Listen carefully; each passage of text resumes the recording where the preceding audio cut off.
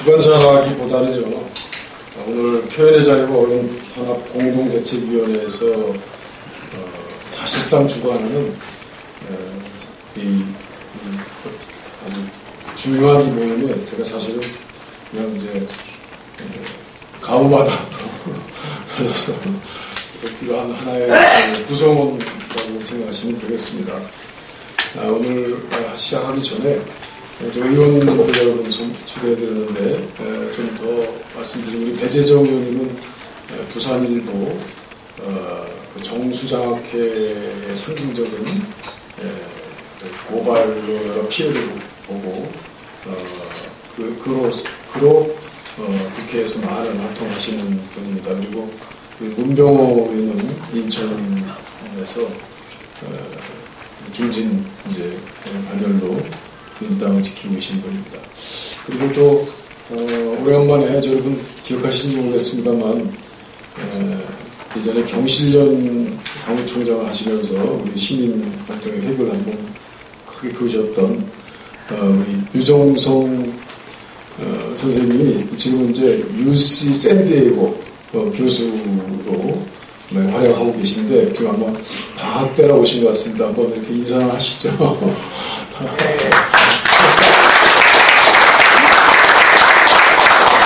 며칠째를 들어왔는데요. 저도 사실은 표현의 자유 지금 피해자 중에 한 명이고요. 그리고 이제 저도 열받아가지고 이게 대한민국 민주주의 위기의 문제이기 때문에 마침 한국정치학회에서 8월 말에 국제학술회의를 한다고 해요. 이름도 거창하게 무슨 세계 무슨 뭐. 그래서 거기에서 한국의 표현의 후퇴에 대해서 제가 논문을 미국인 정치학자랑 공동으로 발표를 하기로 하고 했는데 마침 오늘 이런 모임이 있다고 해서 공부하러 왔습니다. 앞으로 함께 좀 저도 배우고 같이 협력해서 대한민국 표현의 자유를 회복하는데 저도 일조를 할 수 있습니다. 고맙습니다. 예전에 발표는 여전하시고요. 제가 우연히 샌디에이고 한번 들린 적이 있었는데 유정성 교수께서 이제 공개 강의를 한다고 해서 저를 어떻게 온 줄 알고 불렀어요. 그래서 저는 주로 이제 거기 한국계 학생들이 많이 강의를 듣는 그런 강의인 줄 알고 이제 뚫레 갔다가 거의 대부분 한국인들에도 없고 미국인들이 거의 대부분 듣는 그런 이제 대학 정치 통일 관련된 그런 강좌이셨던 걸로 기억이 납니다. 그래서 거기서 아주 맹활약하시는 모습을 제가 봤습니다. 그리고 또 피해자가 되셨군요. 아이고, 그렇습니다. 예. 어찌 보면 우리가 한번 5년 전으로 한번 돌아가 봅니다. 그때쯤 광우병 촛불 그리고 오늘 임정혁 기자 오셨지만 YTN, MBC 혁혁한 표현의 자유를 위한 싸움이 진행됐던 5년 전을 생각해 봅니다. 사실은 지금은 그때 시절에 이어졌던 5년을 사실 정리하고 또 분명한 피해자에 대한 피해자권을 확인하고 그런 자리이긴 합니다. 그러나 이것은 분명히 지금 아직도 더 강고하게 분명히 더 지나치게 힘차게 진행되고 있는 박근혜 정부의 표현의 자유와 언론 탄압 사례를 고발하는 그리고 대책을 논의하는 자리라고 생각합니다. 뭔가 좀 더운 여름에 가위 눌려있는 듯한 느낌도 없지 않아 있습니다. 우리가 가지고 있는 힘과 에너지가 오늘 표현의 자유와 언론 탄압 공동대책위원회를 모이고 있습니다. 오늘 그 사업의 조그만 첫 시작이자 의견 외침으로 받아들여줬으면 좋겠습니다. 그래서 오늘 첫 번째 피해 사례 발표 5곡지를 간략하게 듣고 토론을 듣도록 하겠습니다. 그리고 짧은 시간에 진행하고 되도록 컴팩트하게 진행하면서 지금 사실은 여기 연단에 나와 계신 분 못지않게 각계의 대표자들이 여기 플로어에 와 계십니다. 그래서 이 피해 사례와 토론이 진행되는 과정에서 플로어에 있는 많은 분들의 생각을 절반 이상 청취하는 그런 공동의 토론 자리가 됐으면 하는 생각입니다. 그래서 지금 지난 12월 이후에 대통령 선거가 새로 이루어지고 당선인을 만들고 대통령을 만들고 그리고 지금 이제 한 7개월 정도 지났습니다. 그 기간에 정리된 새로운 흐름을 만들어 나가는 시작을 하겠으면 좋겠습니다. 첫 번째로는 아까 말씀하신 고발 언론의 대표격인 주진우 기자와 백운종 선생이 박지만 의혹 사건을 보도해가지고 이 살인 사건으로 구속을 당하거나 구속을 당할 위험에 놓인 적이 있습니다. 이에 관한 사례가 해 주시겠습니다. 제가 여기 계신 분들은 아까 소개했기 때문에 제가 따로 소개해 드리지 않겠습니다. 예, 안녕하십니까. 노래소리 편집인 박은종입니다. 저희가 제 활동은 안티이명박 활동부터 그 당시 일어났던 일을 요약해서 말씀드리겠습니다. 2008년도 저희가 안티이명박 활동을 하면서 저희들이 초를 10,000개를 사서 5월 2일 촛불 집회를 했는데 이명박이 청와대에서 초 10,000개를 한 사람이 누구냐, 그 돈은 어디서 났냐, 이때부터 사찰이 저는 분명히 들어갔습니다. 저희 안티명박 운영자 3명이 민간 사찰 명단에 들어있다는 그 어떤 기자의 제보를 받았습니다. 2008년도에도 저희 후원 계좌를 모조리 뒤져가지고 일일이 조사를 했지만 한 푼도 찾고 없어서 그냥 종로경찰서에서 무혐의로 간 사례도 있습니다. 그리고 2009년도에 저희를 1년 동안 수사를 했습니다.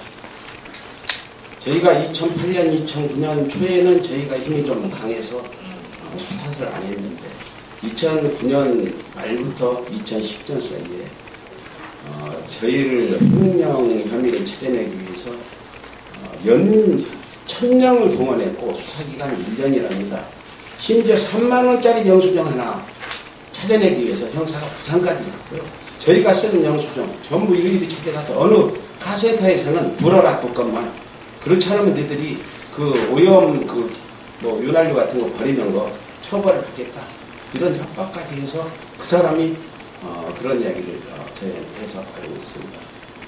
그래서 정치적인 어떤 정치 검찰의 의도에 의해서 저희는 그 1년 동안 1,000명을 동원한 수사를 받고 지방선거를 일주일 앞둔 6.2 지방선거를 일주일 앞둔 5월 27일 날 이례적으로 경찰청에서 기자회견을 했습니다.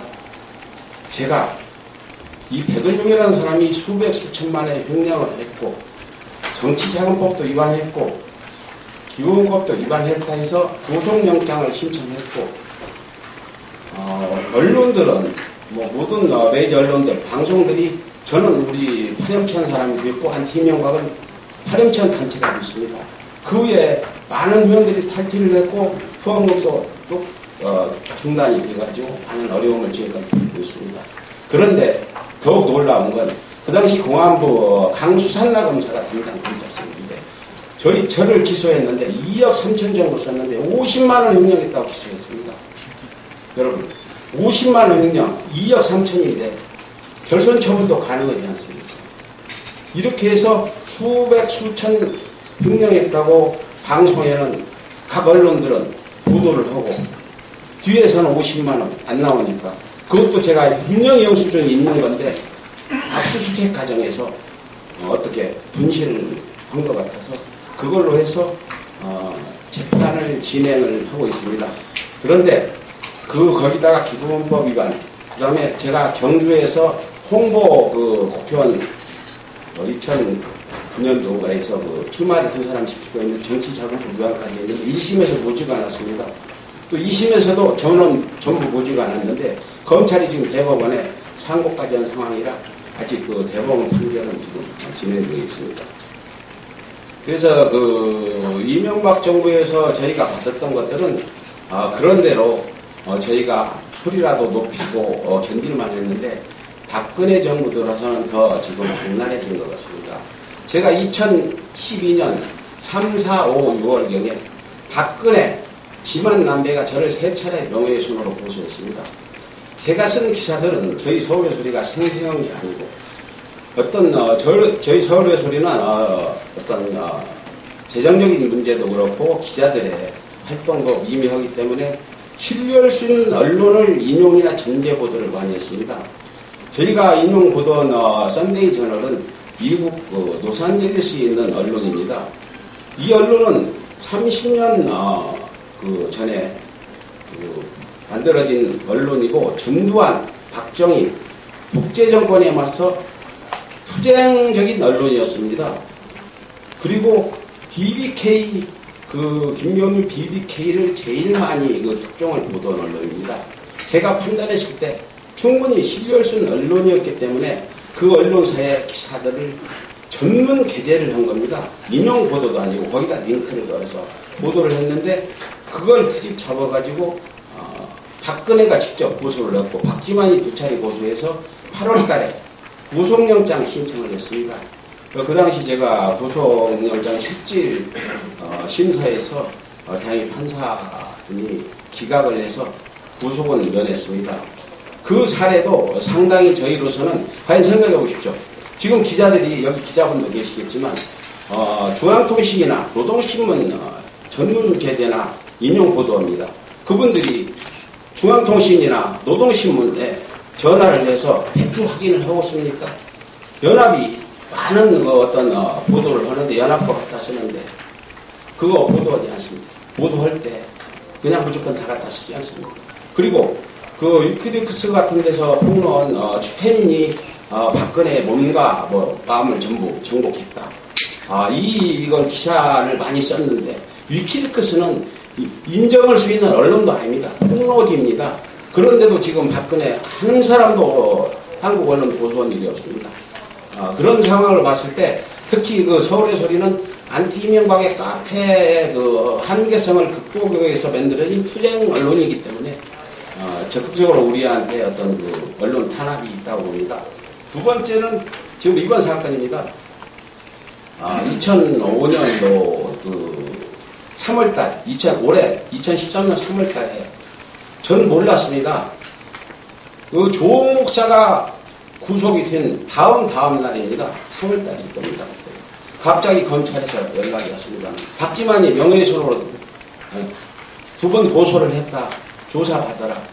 그래서 제가 조사날짜 정해가지고 가서 받고 간단히 한 1시간 정도 짧은 조사고 전혀 고소영장 신청할 그런 분위기도 안 있었습니다.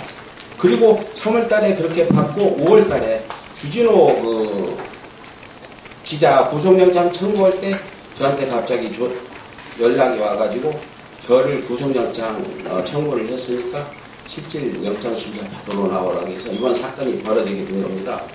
이러한 모든 일련의 상황들을 봤을 때 이 박근혜 정부가 앞장서 나가는 어떤 언론이라든지 또 개인 블로거들, 개인 미디어들을 그 사람들을 탄압을 해서 그게 알려지면 뒤에 따라오던 수많은 매체들이 겁을 먹게 되고 정말 글쓰기를 두려워하지 않을까 그런 생각에서 탄압을 하는 것 같습니다. 이번 사건은 단순히 표현의 자유, 언론 탄압 문제를 넘어서는 즉 과거 유신 시절에 엄혹한 언론 통제하에 국민의 알 권리가 통제당하고 국민의 자유로운 의사표시가 제한되는 대로 돌려드리려는 박근혜 정부의 의도가 숨어있는 사안으로 언론의 자유를 억압받고 있는 언론인과 표현의 자유를 저지당하고 있는 네티즌들이 총단결하여 이걸 막아내고 해야 될 중요한 문제라 생각합니다. 이상으로 말씀 마치겠습니다. 감사합니다. 네, 의견해 주셔서 고맙습니다. 그 다음으로는 지난달에 광주에서 작품전도 하셨습니다. 활동이 왕성하십니다. 이 왕성한 예술과의 그 표현에 대한 신의 대사를 대표적으로 말씀해 주시겠습니다. 홍성훈 의원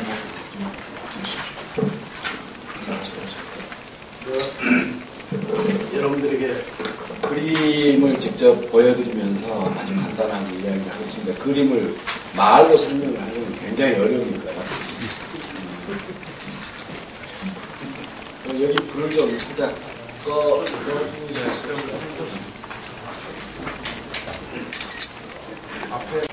예술가에게 표현의 자유는 그 표현의 자유가 어느 정도 주어지느냐, 어느 정도 주어지는 게 아닙니다. 누가 줘요? 쟁취를 하지.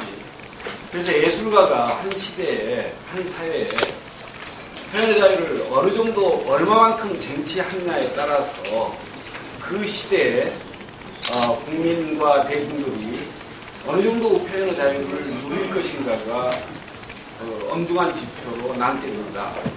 그래서 예술가는 끊임없이 무한한 상상력을 현실화시키는 표현의 자유를 쟁취를 해내야 됩니다. 이것은 예술가로서 역사에 대한 의무이고 혹은 국민 여러분들에 대한 의무이며 예술가가 하는 당연한 천부적 권리입니다. 저는 유신 정권 때 대학을 졸업하면서부터 대단히 많은 탄압들을 그림 때문에 받아왔습니다. 그리고 전두환 정권에서는 뭐 그야말로 거의 1년이면 약 한 3개월, 4개월은 수배 상태로 87년까지 이렇게 떠돌아다녀야 했습니다. 뭐 그 덕에 숨어서 많은 그림들이 그렸습니다만은 그런데 제가 그래도 가장 가장 제가 편했던 시기가 그나마 김대중 대통령과 노무현 대통령, 뭐 제가 개인적으로 두 분 다 좋아하지 않는 대통령입니다만 정말 그렇습니다. 정치는 제가 별로 안 좋아합니다. 범죄자들의 집단이기 때문에 오늘 묘하게 이 범죄자 집단이 서울에 와가지고 여러분 제 말이 맞죠? 네. 그러나 여기 모이신 여기 와주신 이정걸 의원님이나 이석현 의원님이나 뭐 기타 정부 의원님들은 그나마 가장 좀 깨끗한 사람들이고 그리고 이석현 의원님에게는 이제야 제가 좀 감사 인사를 드리려 합니다. 제가 사실 90년대 안양교도소에 한 몇 개월 있을 때요. 이석현 의원님이 그때 굉장히 어려우실 텐데 꼬박꼬박 영치금을 달마다 5만 원씩 지금까지 제가 인사를 드리고 있어요.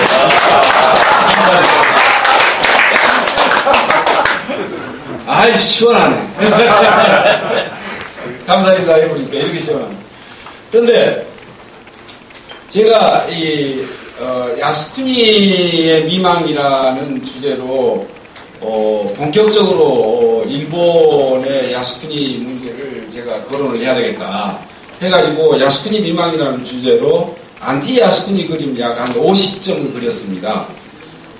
지금 이번 8월 15일 날 이제 일본도 아베 정권이 들어서면서 너무 우익화되어 가기 때문에 일본에 있는 역사 혹은 정치 관련 시민단체들이 저의 야스쿠니 그림들을 초청을 해서 전시를 하려고 하는데 지금까지 전시장을 못 구하고 있습니다.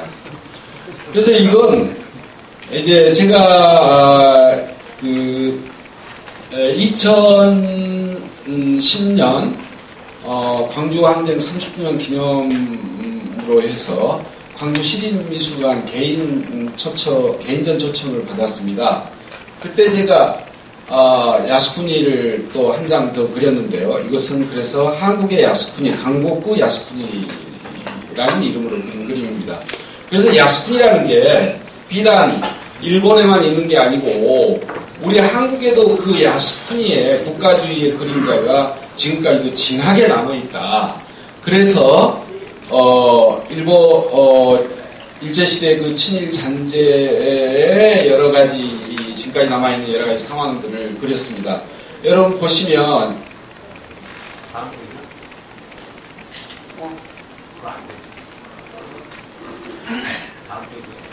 아니요 됐습니다. 여기 박정희가 마녀들이 타는 빗지락 타고 있고 그리고 여기 징용 끌려간 우리 조선인들이 있고, 전두환 씨가 총위에 타 있고, 그리고 이거 잘 보이죠? 조갑제시며 이명박 사타고 있고, 그 다음에 완장 하나, 문광무장을 안장 하나 쳐주니까 베레벨 짓거리는 유인춘 씨도 있고, 그 다음에 전부 이렇게 있습니다. 그리고 저도 여기다 이렇게 바쳤습니다. 용산 참사 있고요. 그런데 여기에 그 야스쿠니, 여기에 이제 야스쿠니가 있는데, 묘하게 얘기해서 제 지인들의 머리를 효수해서 진상을 해놨는데요. 여기 보면 한홍구 교수가 있습니다. 이게 2009년도에 그린 그림인데, 지금 평화물관 저 때문에 그것도 압수수색이 들어가서 지금 마음고생하고 있는 한홍구 교수의 오늘의 실정을 제가 이미 예견을 했던가 봐요. 그런데 이 그림이 재밌는 게, 광주 시립미술관 제 전시회 담당 큐레이터하고 제가 이 그림을 보여주면서 이게 전시가 가능하냐 제가 물어봤어요. 그러니까 염려 없다. 너 프로블렘 한다. 광주가 어디냐? 인권과 예술의 고향이다. 그래서 할 수 없이 이 그림을 전체 그림 중에 넣었어요. 그런데 전시 디스플레이를 해놓고 이 친구가 나한테 전화를 했어요. 아주 참하게 신사복을 입은 양복을 입은 사람들 3명이서 와 자기가 볼 때는 영락없이 국정원 직원이다 그거예요. 국정원 직원들이 이마에 써붙이고 다닙니까? 지금 국정원 수장은 아주 신문에도 나오고 그러더구만. 그런데 몇 개의 특정한 그림 앞에서 아주 메모를 아주 열심히 공부를 하더래요. 메모를 해가면서. 그런데 그 다음날 바로 시립미술관장이 불러가지고 이 그림을 철수 내려달라 이런 탄압이 들어왔습니다. 그래서 제가 또 광주 출신 작가로서 또 광주를 또 이 문제로 시끄럽게 하면 저는 그렇습니다. 평생 제가 화가 아닙니까? 제가 40년 동안 그림을 그린 아주 유명한 화가입니다. 유명한 화가예요. 그런데 제가 꼭 제 소식이 나오면 사회면이나 정치면에 저는 문화면에 나오는 게 소원이거든요. 그래서 또 사회면에 나오고 싶겠다 그래가지고 일단 이 그림을 철수하는 걸로 끝마금을 했거든요. 그 다음 넘겨봅시다. 그 다음 넘겨주세요. 이게 이제 이것도 광주 시립미술관. 제가 광주 것만 퍼왔습니다. 왜냐하면 광주는 아시아 문화의 전당이 들어서고 정말 그 문화의 중심 도시이고 또 광주 5.18이라는 그런 의향의 도시이기 때문에 인권과 예술의 도시라고 스스로 시장이 그렇게 이야기를 합니다. 그리고 우리 광주 시민들도 그렇게 자부를 갖고 있고요. 근데 이제 이것은 2008호 12년, 그러니까 작년에, 어디로 갔어요? 헛짓거리 하지 말고, 제대로 좀 보여주세요. 예. 12년에, 광주 시립미술관에서 진통이라는 제목으로 기획전을 하는데요. 한국의 유명한 작가들 약 60명이 초청이 돼서 전시를 했습니다. 그래서 저는 만약에 그림이 또 전시되었다 내려지면 아주 제가 기분이 나쁘니까 미리서 이 그림 파일을 큐레이터들에게 보내가지고 니들이 논의해서 이 그림을 전시할 수 있으면 전시할 수 있는지 여부를 좀 밝혀달라. 예. 그래서 자기들이 회의를 해가지고 전시를 할 수 있다고 나왔어요. 그래서 보내달라 급히. 그 그림 없으면 이 전시회는 뻥이다. 그래서 또 자랑스럽게 이 그림을 보냈습니다. 그런데 이 그림을 붙여놓고 오픈 바로 앞두고 시립미술관에 파견된 그 행정보조로 파견된 공무원이 미술관장한테 문제 제기를 했대요. 그래서 미술관장이 하루 동안 고민을 한 끝에 자기가 직접 나한테 전화하면 요거도 먹으니까 밑에 부하직원한테 전화를 해서 이 그림을 철수하고 다른 것으로 좀 바꿔달라. 여기 보면은 그림 제목이 이 4대강 레퀴엠입니다. 그리고 삽질 소나타 넘버 1입니다. 앞으로 넘버 2, 넘버 3 계속 그럴 겁니다. 이 넘버 1이 4대강 레퀴엠입니다. 보면 4대강에 동조하거나 적극적인 지지를 하거나 아니면 암묵적 지지를 했던 사람들의 몇 명이 전부 그려놨습니다. 이거 제호영도 있네. 그리고 아주 정말 예술가 같지요? 예, 정명화는 쩔이 가랍니다, 폼이. 그래서 제가 이 그림을 교체하면서 이제는 내가 도저히 내가 광주 출신으로서 이런 정도의 그림이 광주에서 철거가 되는 행위를 나는 도저히 참을 수 없다. 그러나 지금 여기서 문제를 제기하면 이 전시회는 완전히 결례가 되어버리니까 그럼 저 광주에 초청한 60여 명의 작가들에게 누를 끼치게 되는 거니까 일단 내가 다른 그림으로 교체를 해주고 이 전시회가 끝난 다음에 내가 문제 제기를 하겠다.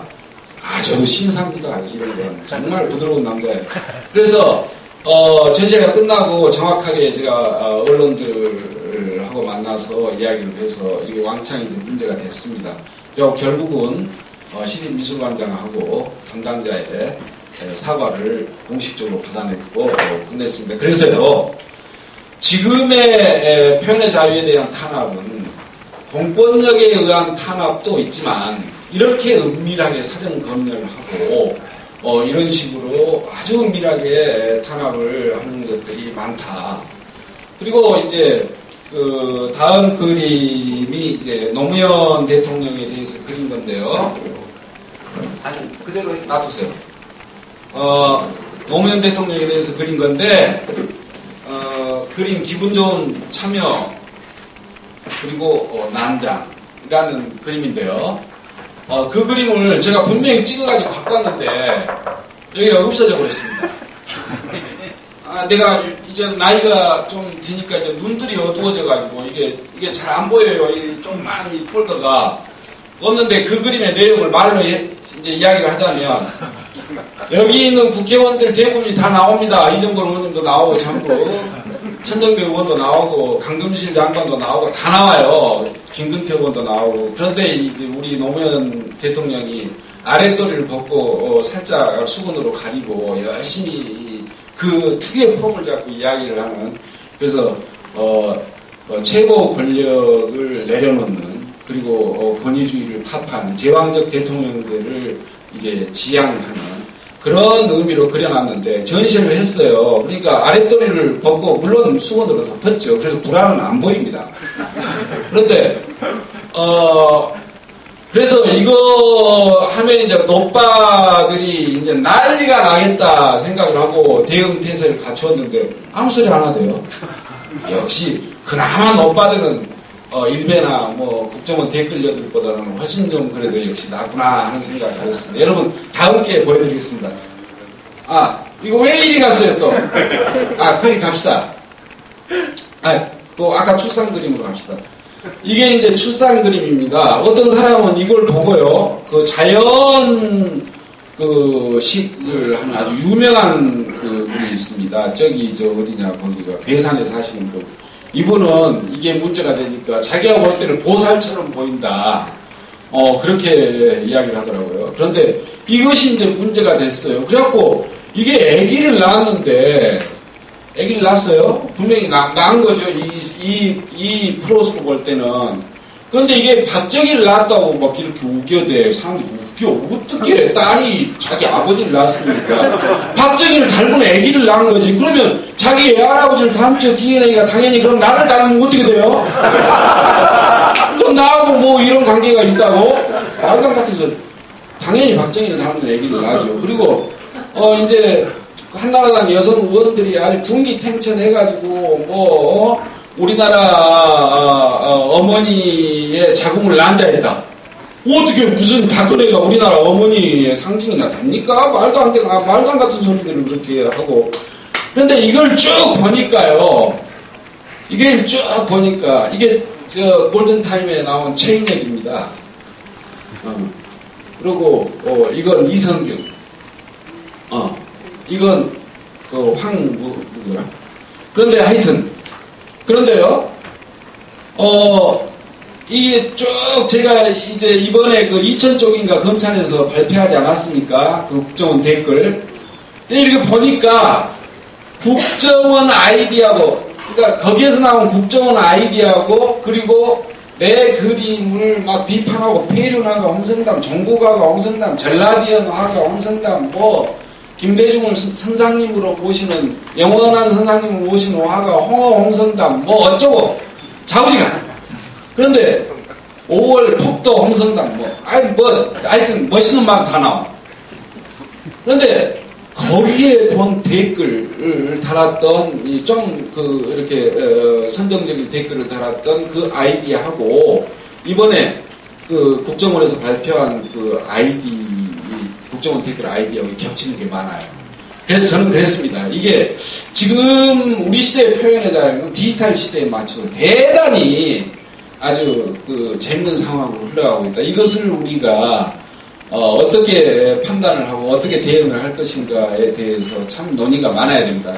뭐냐면 국정원 그 최정예 요원들이 댓글을 달면 그 댓글들을 일베라든가 시발단 애들이 이제 유포를 합니다. 헛들입니다. 이런 식으로 이렇게 해가면서 그러면 일본에 그런 속담이 있습니다. 우리나라랑 똑같아요. 일본 뭐라고 말 못해요. 우리나라가 친일전쟁을 제대로 지금까지도 해결 못하고 있고 그 당시 친일분자들이 지금까지 한국의 정치, 경제, 문화, 교육, 법조 다 지금까지도 휘어잡고 있는데 우리가 아베가 야스쿠니 신사 참배한다고 해서 우리가 뭐 할 말이 없지요. 사실은 우리 것이라도 해결을 해야지. 그런데 뭔 말 하려다 그랬더라. 어쨌든 그런 교묘한 마타도에 의한 SNS라든가 댓글에 의한 마타도에 의한 그런 것들이 이루어졌다. 그리고 그때 한국 마초, 소위 한국 남성들이 여러분도 알다시피 얼마나 마초입니까? 저는 마초입니다. 여러분들 양심 좀 찌르시죠? 그런데 그 마초 남성들이 전부 페미니스트가 됐어요. 이 그림 때문에. 그래서 내가 아주 큰 교육을 시켰습니다. 여성주의자가 됐어. 그런데 윤창중 사건이 터지니까 나는 그래브라는 게 뭔지 그걸 물어뜯는 것인지 아니면 집어뜯는 것인지는 잘 모르겠지만 그래브 했다고 그러잖아요. 윤창중이가 여자 응대기를. 그래. 네, 그래. 그런데 그런 난리가 나도 그동안 교육했던 게 헛것대였어요. 윤창중에 대해서는 별로 문 말이 없대. 네.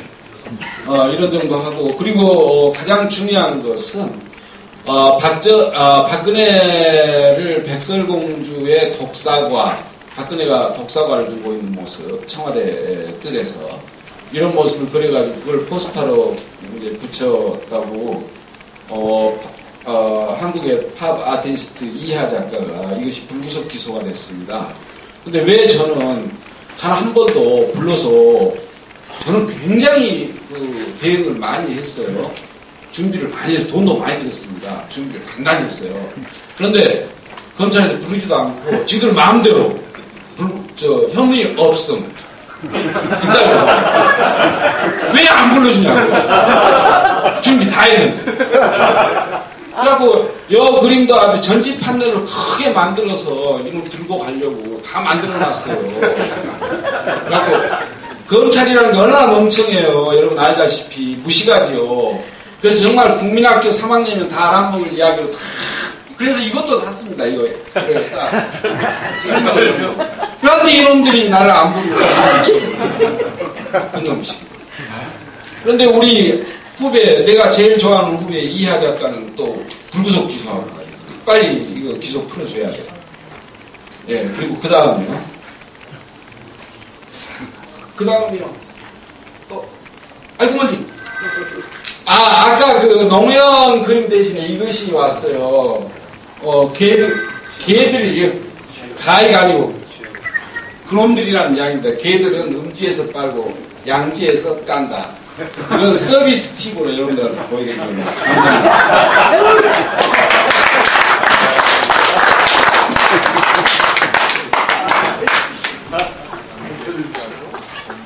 그림들이 너무 물렁거립니다. 1초만 보여주시고 설명을 하셨어야 되는데, 소리나 시원하고요.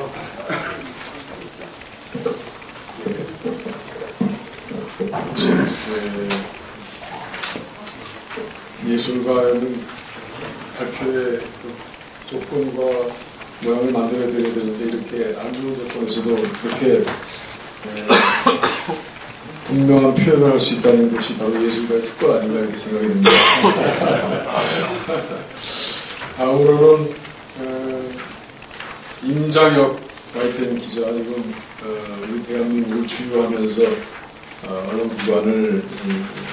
언론기관의 자유를 국민들에게 각성시키고 있습니다.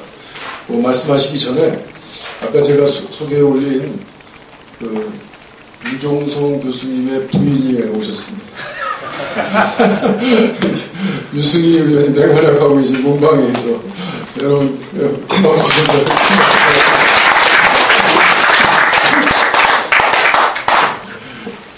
좀 이따가 좀 시간 되시고 좀 계시다가 이따 말씀하세요. 인장님 맞습니다. YTN의 임장혁 기자입니다. 오은영 선생님께서 초반에 초 10,000개는 누가 샀냐라고 해서 자금 한다고 했는데, 저희가 이명박 정권 들어서자마자 낙하산 반대 투쟁을 할 당시에 총리실 직원이 저희 일을 들여다보고 불법으로 사찰을 하고 있었습니다. 그 직원의 수첩을 보면은 노조비 얼마 계산을 하고 그것을 화살표를 쭉 그어서 촛불 투입 이렇게 되어 있습니다. 그리고 다시 화살표를 그어서 계속 처벌 이렇게 되어 있는데, 아마 그 촛불 10,000개를 YTN 노조가 산 걸로 이렇게 만들려고 한 게 아닌가 이렇게 생각이 되는데, 우스갯소리인데 너무 진지하게 들으셔서 좀 당황합니다. 그래서 그 실제 체포도 되고 해서 참 치열하게 그 낙하산을 막기 위해서 싸웠는데, 저희가 그 2008년에 낙하산 반대 투쟁을 하면서 YTN 전체가 한 건 아니었겠죠.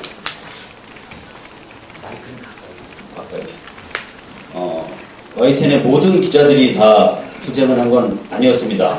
회사의 간부들 그리고 고참급들은 침묵을 하거나 아니면 오히려 노조의 반대편에 서서 낙하산을 적극 받아들이려는 움직임도 있었죠. 그 사람들이 저희에게 하는 말 중에, 그리고 정권도 마찬가지지만 가장 큰 논리가 YTN도 먹고 살아야 하는 기업이다. 주주총회 이사회를 다 통과한 법적으로 하자없는 사장을 너네가 왜 막냐. 이거는 자본주의 사회에서는 너희는 불법을 저지르고 있는 것이다. 이렇게 주장을 했고, 실제로 저희가 저도 체포를 당했었고. 그런데 지금 그런 속된 언론도 그래 기업이다 이런 속된 논리로 좀 들여다보자면은요, 지금 한나라의 정보기관 국정원이라는 기관이 대통령 선거에 조직적으로 일부 직원도 아니고 조직적으로 개입한 사건이 불거졌으면, 그런 세속적인 기준의 언론으로서는 굉장한 대목의 장이 선 것입니다. 정말 팔아야 될 물건이 갑자기 산더미처럼 공짜로 들어온 거죠. 여기서 신나게 이제 팔고 대목 장이 선 건데, 그 과정에서 더 많은 소비자한테 더 좋은 물건을 팔기 위해서 만들다 보니까 아주 기가 막힌 물건이 나왔는데, 이상하게도 기업 논리를 들이대던 사람들이 팔 생각도 안 하고 좋은 물건이 나왔는데 그 물건을 오히려 쓰레기통에 처박아 놓은 그런 상황이 지금 YTN에서 벌어지고 있는 현실입니다. 좀 더 구체적으로 이제 말씀을 드리겠습니다. 어떻게 상품이 쓰레기통에 처박히게 되는지. 지난달 14일이죠. 6월 14일 날 검찰에서는 이번 국정원이 댓글로 어떻게 개입을 했나 중간 수사 결과를 발표하기로 되어 있었습니다. YTN 검찰팀에서 생중계 가치가 있다고 보고를 했고, 그래서 생중계로 검찰 발표를 방송을 하기로 결정이 됐고, 당일 새벽부터 앵커의 입을 통해서 그리고 자막을 통해서 또 흘러가는 스크롤 자막이라고 하는데 그걸 통해서 여러 차례 국민 시청자들한테 예고 방송을 했습니다. 오후 2시부터 YTN은 검찰의 발표를 생중계로 방송해 드리겠습니다라고. 그런데 오후 그 생중계 시간을 불과 한두 시간 정도 앞두고 보도국장의 지시로 갑자기 생중계가 취소가 됩니다. 시청자에게는 아무런 설명도 없이 취소가 됩니다. 왜 취소했냐 저희가 항의를 하면서 물었더니 이미 오전에 좀 알려진 내용들이 많이 알려져서 김이 샜다라는 이유입니다. 대한민국 방송사에서 시청자들한테 예고를 한 프로그램이나 방송이 김이 샌다는 이유로 취소가 되는 사례는 아마 유일할 겁니다.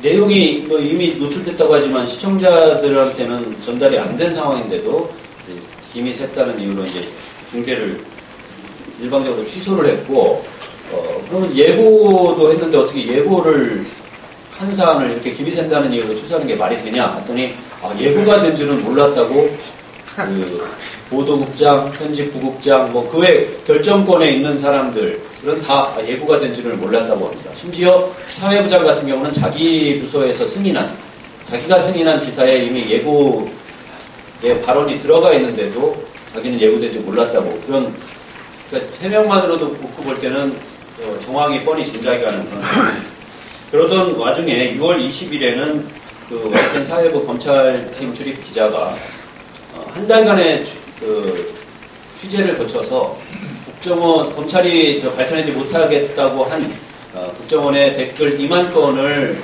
추적을 합니다. 그래서 그 내용 상당수가 박원순 비하도 있고 여러 건수가 무려 2만 건에 이르는 검찰이 복원을 못한다고 한 거를 실제로 검색을 해서 그것을 보도를 합니다.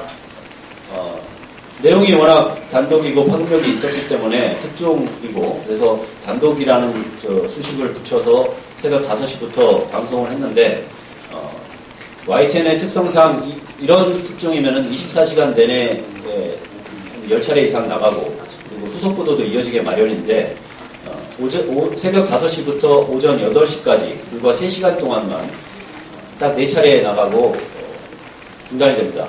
편집부국장이라는 사람이 리포트 내용이 좀 어렵고 애매하다는 이유로 이제 방송을 중단했는데 본인이 어렵다고 어느 한 사람이 어렵다고 이해를 못한다고 방송을 중단하는 게 말이 되느냐 그러면서 이제 논란이 벌어졌는데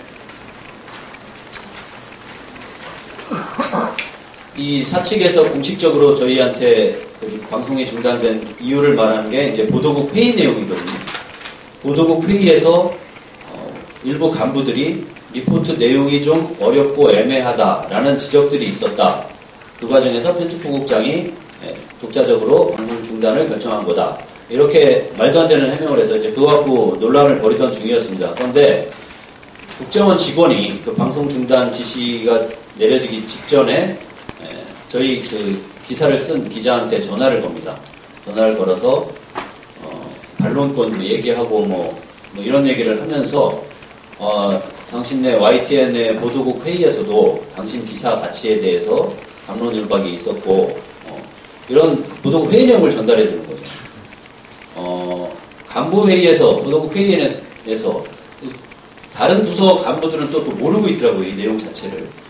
그런 내용을 대부분의 YTN 구성원들도 모르고 그리고 국정원을 상대로 해서 국정원을 비판하는 기사에 대해서 그 기사의 가치를 폄훼하는 발언의 보도국 회의 내용이 국정원 직원이 누구보다도 먼저 알고 있었다는 게 밝혀진 거죠.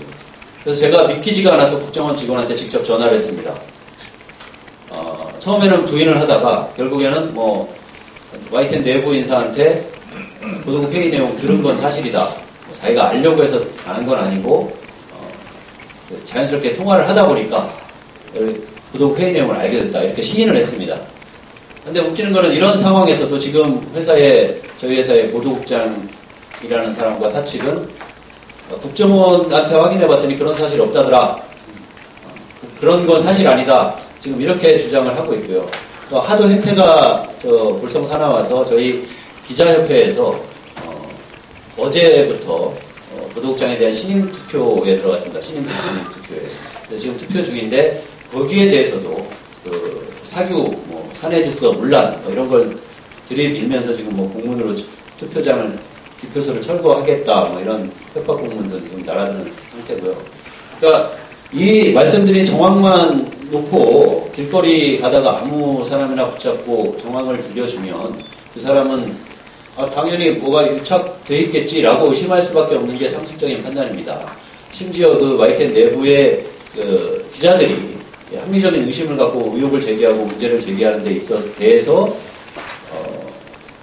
상식적으로 별 진짜 유착이 없는 사람들이라면은 그게 아니라 너네가 의심할 만한데 따지고 보면 이러이러했고 이렇게 설명을 해야 되는데 그냥 뭐 사규 위반, 사내질서 문란 이런 논리로 대응하는 것 자체가 저희한테 더 저희를 더 의심쩍게 만드는 거고 국정원이 진짜 뭔가 보도국 회의 내용까지 YTN 간부들과 국정원과 공유를 하면서 기자들의 보도에 대해서 공동 대응을 하고 있는 거 아닌가라는 그런 의심까지 들게 하는 그런 상황입니다.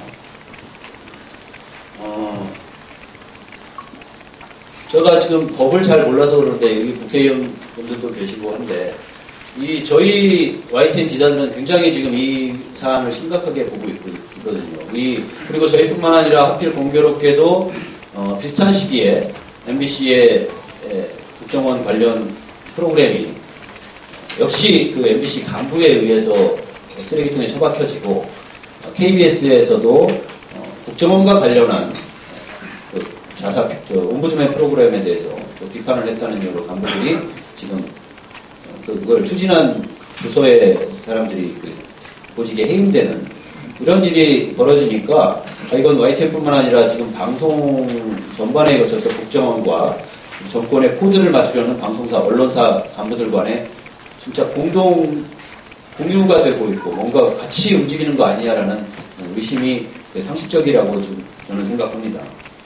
그래서 이것을 밝히기 위해서 저는 이 국정원 직원 그리고 이 국정원 직원한테 YTN 보도국 회의 내용을 유출해준 사람을 어떻게든 밝혀내고 처벌을 하고 싶은데 저희 경찰하고도 상담을 해보고 했지만 업무상 배임 같은 경우는 재산상의 손해가 있어야 되는데 그걸 입증할 방법이 없고 업무방해를 적용하려니 국정원 직원이 직접 이 보도를 못하게 방송이 나가지 않게 했다는 그것을 입증하기가 참 힘들고 그렇다고 하더라고요. 근데 내부에서 그 국정원 직원한테 알려준 사람을 찾으려면 그 국정원 직원은 저한테 인정을 했으니까 알려준 사람이 있다고 밝힐 수는 없다고. 근데 이 사람조차 조사해서 이제 통화 기록만 찾으면은 금방 알 수 있을 것 같은데 국정원법이 어떻게 되어 있는지 모르겠습니다. 혹시 저희 노조 이름으로 이 국정원 직원을 국정원법 위반이나 언론 개입 같은 면에서 그런 거로 고발을 해서 어떤 조사를 받게 할 방법이 없는지 좀 여기 계신 분들이 함께 고민을 하셔서 좀 조언을 좀 해주셨으면 좋겠고요. 그러면 지금 이 방송사들, 저 YTN뿐만 아니라 방송사들이 특히나 국정원 보도에 있어서 자칫 새로 출범한 정권의 정당성이나 정통성에 흠집 내지는 큰 상처가 날 사안이겠죠. 국정원이 예뻐서가 아니라 사안 자체가 그렇기 때문에 이제 국정원에 관련된 보도를 감싸고 코드를 맞추려고 하는 거기 때문에 이런 행태들이 어디서 왔나. 저는 이명박 정권 5년 동안 민간인 불법 사찰로 대표되는 표현의 자유와 언론 자유를 말살하려는 결국은 언론을 장악한 그리고 소프를 탄압한 이명박 정권의 범죄 행위에서 비롯됐다고 생각을 합니다. 제가 이 불법 사찰 문건을 하나 첨부를 했는데 YTN 최근 동향 및 경영진 인사 관련 보고라는 문건이 있는데요. 이것이 2009년 9월 3월에 청와대 이영호의 지시로 실무자죠. 이영호의 지시로 움직이던 공직윤리지원관실이 언론사나 일반인들을 다 사찰하면서 만든 문건들 중에 하나입니다. 이것은 BH 함영이라는 청와대 지시에 의해서 만들어진 문건이고 결국 또 이영호를 거쳐서 이명박한테도 보고가 된 내용이죠. 배석규 신임 대표이사의 개혁 조치. 저희가 그렇게 반대를 하던 구본홍 씨가 돌발 영상에서 그 이명박 대통령에 대한 비판을 하고 노무현 대통령 관련된 그 내용을 하니까 갑자기 사퇴를 하거든요. 아무 이유 없이. 그리고 나서 그 직무대행이 된 배석규 씨를 이렇게 신임 대표이사라고 이제 표현을 해놨는데 여기를 보면은 돌발 영상 담당 PD 교체, 좌편향 앵커진 대폭 교체, 보도국장 직선제 폐지 이런 것들을 열거를 해놓고 현 정부에 대한 충성심이 돋보인다. 그러니 정식 사장으로 시켜줘야 된다. 임명시켜줘야 된다. 이런 문건을 만든 거거든요. 돌발 영상 담당 PD 교체라는 것은 제가 당시에 배석규 씨가 직무대행이 되자마자 쌍용자동차에 대한 경찰의 강경 진압을 다룬 내용이었는데 그것을 두고 굉장히 반향이 컸습니다. 쌍용차에 대한 관심이 별로 없던 국민들도 이렇게 무자비하게 진압을 할 수가 있나라는 공분을 일으켰고 시청자들로 하여금 이 방송 자체에 대해서는 호응을 받았는데 유독 YTN의 사장 직무대행이라는 사람만 이 프로그램에 대해서 굉장히 악의적으로 제작됐다라고 폄하를 하죠. 그러니까 공통점이 이때 돌발 영상에 대해서는 경찰과 YTN 사장 직무대행만 문제가 있다고 하면서 저를 대기발령시킨 거고요. 지금 국정원과 관련된 기사에서는 국정원과 YTN 간부들만 문제가 있다고 지금 하는 그런 형국입니다.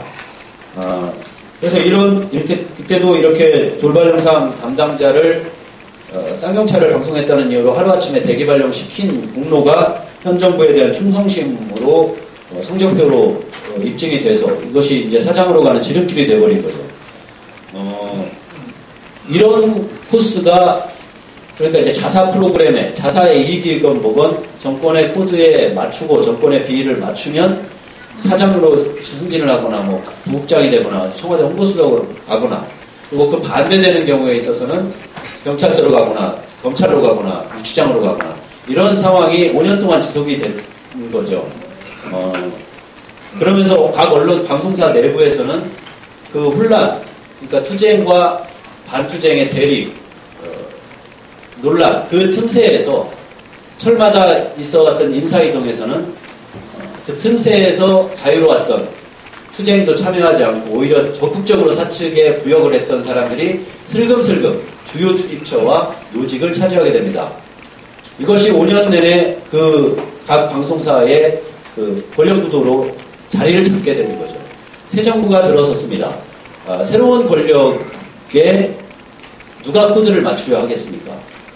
제 입장에서는 만약에 박근혜 정권이 이명박 정권과 완전히 차별화되어 있고 언론 자유를 펼칠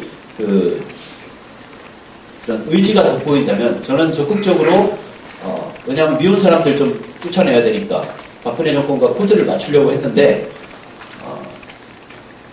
이명박 정권과 그러니까 지금 각 방송사 권력을 쥐고 있는 간부들의 입장에서는 이명박 정권과 박근혜 정권이 별 차이가 없는 거죠. 박근혜 정권에도 코드를 맞추면 충분히 지금까지 살아온 5년 동안처럼 살 수 있겠다라는 판단이 들었다고 저는 생각을 합니다. 그래서 지금 각 방송사의 노골적인 그런 오히려 이명박 정권 때보다도 더 이제 당당하게 논리를 아주 그냥 부끄러움 없이 이렇게 김이 샜다. 리포트 내용이 좀 어렵고 애매하다. 이런 기자로서는 부끄러운 그런 변명을 당당하게 해명으로 내놓으면서 오히려 정권 감싸기, 정권 보호 방송을 하고 있는 행태가 지금 각 방송사들인데요. 그래서 이제 딜레마가 저희로서는 그 싸우는 중에 딜레마가 이렇게 보도를 가로막고 보도를 이상하게 하고 하는 거에 대해서 하나하나 문제 제기를 하고 그것이 논란이 되면은 그때 이것이 또 다른 성적표가 돼버리는 현실이 참 딜레마인 거죠. 지금 저희 YTN의 이 불법 사찰의 산물, 이 사장이 계속하면서 이제 저희 보도가 엉그러지고 있는 상태에 대해서 하나하나 이 사람이 이렇게 정권 감싸기 보도를 하고 있다. 하나하나 문제 제기하고 싸우면 그것이 논란이 불거지면 권력 입장에서는 잘하고 있네라는 그런 반대의 성적표가 돼버리는 그런 현실이 있으니까 참 저희로서는 딜레마이기도 하고요. 결국은 그래서 지금 벌어지고 있는 현실, 이명박 정권 때 민간인 불법 사찰이나 다른 여타의 수단으로 장악하고 억눌렀던, 그래서 결국은 장악하고 탄압한 언론과 촛불의 표현의 자유, 언론의 자유를 무력화시킨 그 이명박 정권의 불법의 단물을 박근혜 정권이 지금 자연스럽게 마시고 있는 그런 상황이 아닌가 싶습니다.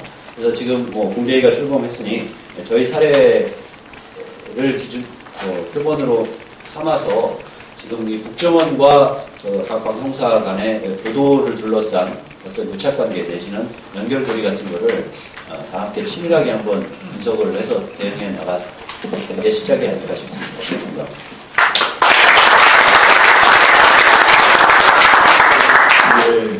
좀 길게 말씀하셨지만 너무 긴장돼서 제가 시간을 더 많이 드렸습니다. 임장혁 기자는 여러분 잘 아시는 돌발 영상을 만든 장본인 스타입니다. 노종면 노조위원장과 같이 YTN을 통해서 공정을 이끌어가고 있는 겁니다. 다음에는 이제 노정면도 있지만 우리 노르기가 있습니다. 노씨가 이제 다시 부활하는 듯한 느낌. 노르기가 얼마 전에 중앙일보인가 여기에서 무명의 이름도 좀 이상한 사람이 트위터에 그 네트워크로 파워 트위터리언으로 해서 크게 한번 떴던 적이 있죠. 그 이후부터 이제 탄압의 연속입니다. 연속된 탄압의 말씀을 좀 듣겠는데요. 저도 보니까 지금 사실 우리 국정조사도 하고 있습니다만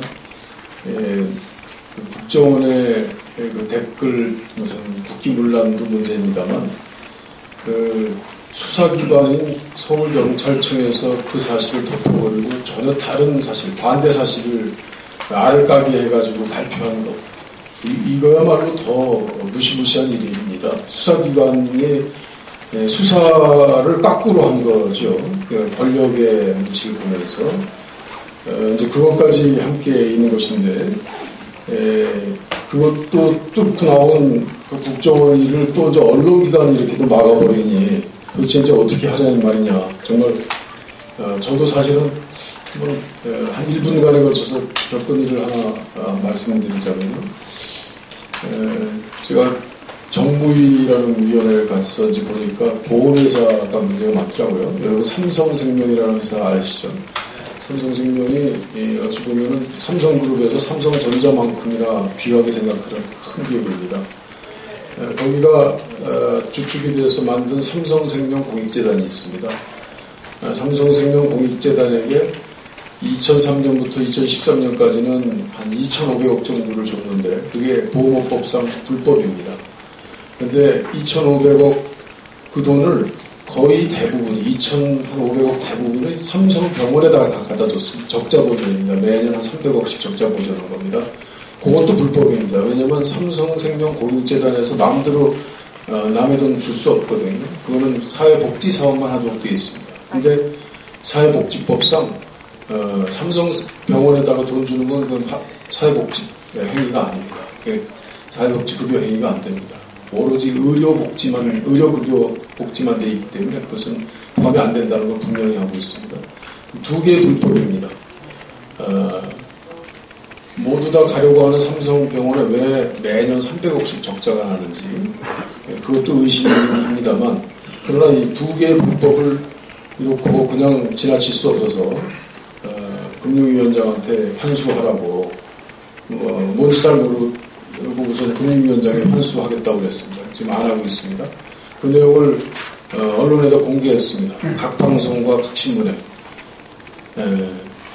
몇 기자가 뛰어왔습니다. 이런 것도 있냐고 보도하겠다고 그러더니 조금 있다가 머리 북적북적거립니다. 나온 적이 없습니다. 내일 신문에 조그맣게 나온 적이 한 번 일단 기사로 나온 적이 있는데 그거 외에는 없습니다. 2,500억이 삼성그룹 입장에서 적은 돈일 수 있습니다만 공식적으로 이루어진 두 개의 불법 행위에 의한 그 불법 상황입니다. 그것들을 그냥 이렇게 언론기관이 덮고 있습니다. 노름이 한번 발표해 주십시오. 네. 노름이 먼저 발표할게요. 제가 먼저 하겠습니다. 네, 안녕하세요. 저는 미국 한인신문 한겨레 전에 나온 박정희의 200명의 여인들 그래서 그림을 해가지고 그 당시에 한국 사람의 오은촌 성매매 사건이라는 그런 사건들이 워낙 많아서 박근혜 대통령 후보가 그 당시에 반응들 중에는 성폭력 범죄자들은 상행죄를 강력하게 처벌해야 된다 발표를 했습니다. 그러한 과정에서 김현철 씨가 쓴 칼럼을 보면 여기에는 실명이 거론되지 않았지만 그분께서는 1980년도부터 실존 인물을 계속 취재를 해왔습니다. 그러한 사실을 칼럼으로 나온 걸 보고 정의용 역사학자, 병대기자 모든 포함됩니다. 근데 그걸 스크랩을 해가지고 박근혜 대통령 후보가 국민들한테 성폭력을 강하게 처벌하겠다, 사형제 등을 하겠다 말하기 전에 당신 아버지가 저지른 수많은 성폭력 범죄에 대해서 사죄를 해야 된다는 취지로 이제 다음 아고라에 글을 올렸는데 그게 순식간에 패스트 올라가는 모양입니다. 저는 이제 그것도 모르고 있었는데 오늘 중앙선거관리위원회 전국 선관위에서 이제 연락이 오기 시작했습니다. 그래도 별 신경 안 쓰고 그냥 브라인드 처리하는 법대로 해라고 잊어버렸습니다. 좀 있으니까 경찰서, 경찰, 선관위에서 계속 연락와서 조사 좀 받으라고 그랬어요. 조사가 많이 나왔다가, 마지막으로 이제 경찰청에서 전화가 조사를 좀 받아봤습니다. 그 조사를 좀 받다가 제가 칼럼이 저는 허위사실이 좀 있다고 저는 생각했습니다. 제명 자체가 공직선거법상 허위사실 6번째로 이제 내가 피해자를 내가 있었기 때문에 그런 조사 과정을 1시간 정도 마치고 나가려고 하는데 담당 검사님이 얘기를 좀 하자고 하더라고요. 도대체 이 칼럼이 쓴 사람은 알고 있느냐고 하더라고요. 저는 알고 있고 다 자꾸 연락이 된다고 되는지. 근데 자기도 연락이 안 된다는 거예요. 그리고 난 저보고 무죄 입증해달라는 거예요. 너무 잘못됐나 싶어요. 나가버렸어요. 거기가 못하고. 그런 상황에서 이제 재판에 들어갔습니다. 기소를 검사도 요청해서 재판을 해주시겠다고. 근데 공소제기 검사들이 와서 주로 하는 이야기가 칼럼만 이야기 허위사실을 붙여라고. 판사님께서 듣고 있었습니다. 재판에 3개월 정도 넘어갔습니다. 제가 한마디 했습니다. 판사님한테. 허위사실을 붙여서 도대체 뭘 말하는 건지. 그 칼럼 내용이 어떤 문구 허위사실인지 검사가 눈을 밝혀야 되지 않느냐고. 근데 검사들은 아무 말도 못하게 됐어. 앞주와 2주 전에 이제 심리 사항에서 판사님 그런 이야기 지금 사한테 도대체 이 칼럼을 쓴 사람이나 언론사 연락해본 적입니다. 조사해본 적입니다. 연락처 아무것도 몰라요. 그런데 어떻게 허위사실 붙여서 만들어 왔냐고. 이 재판은 한 달 안에 끝날 것 같습니다. 그리고 그 재판 관련해가지고 오늘 실질적으로 이 사건을 취재하신 분은 미국에서 인터넷에 연결되었습니다. 당사자 취재를 하신 김현철 칼럼니스트 말씀을 들어보는데 좀 구체적이지 않나 싶습니다. 예, 감사합니다. 이어서 고창규 본명 국장님 노리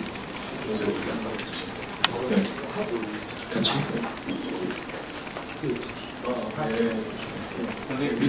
같이 하십시오. 예, 들립니다. 얘기해달라고.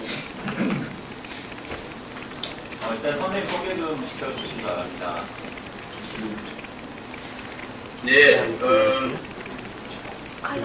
여러분 오늘 표현의 자유와 언론 탄압 공동대책위원회 발족을 멀리서 진심으로 축하드립니다.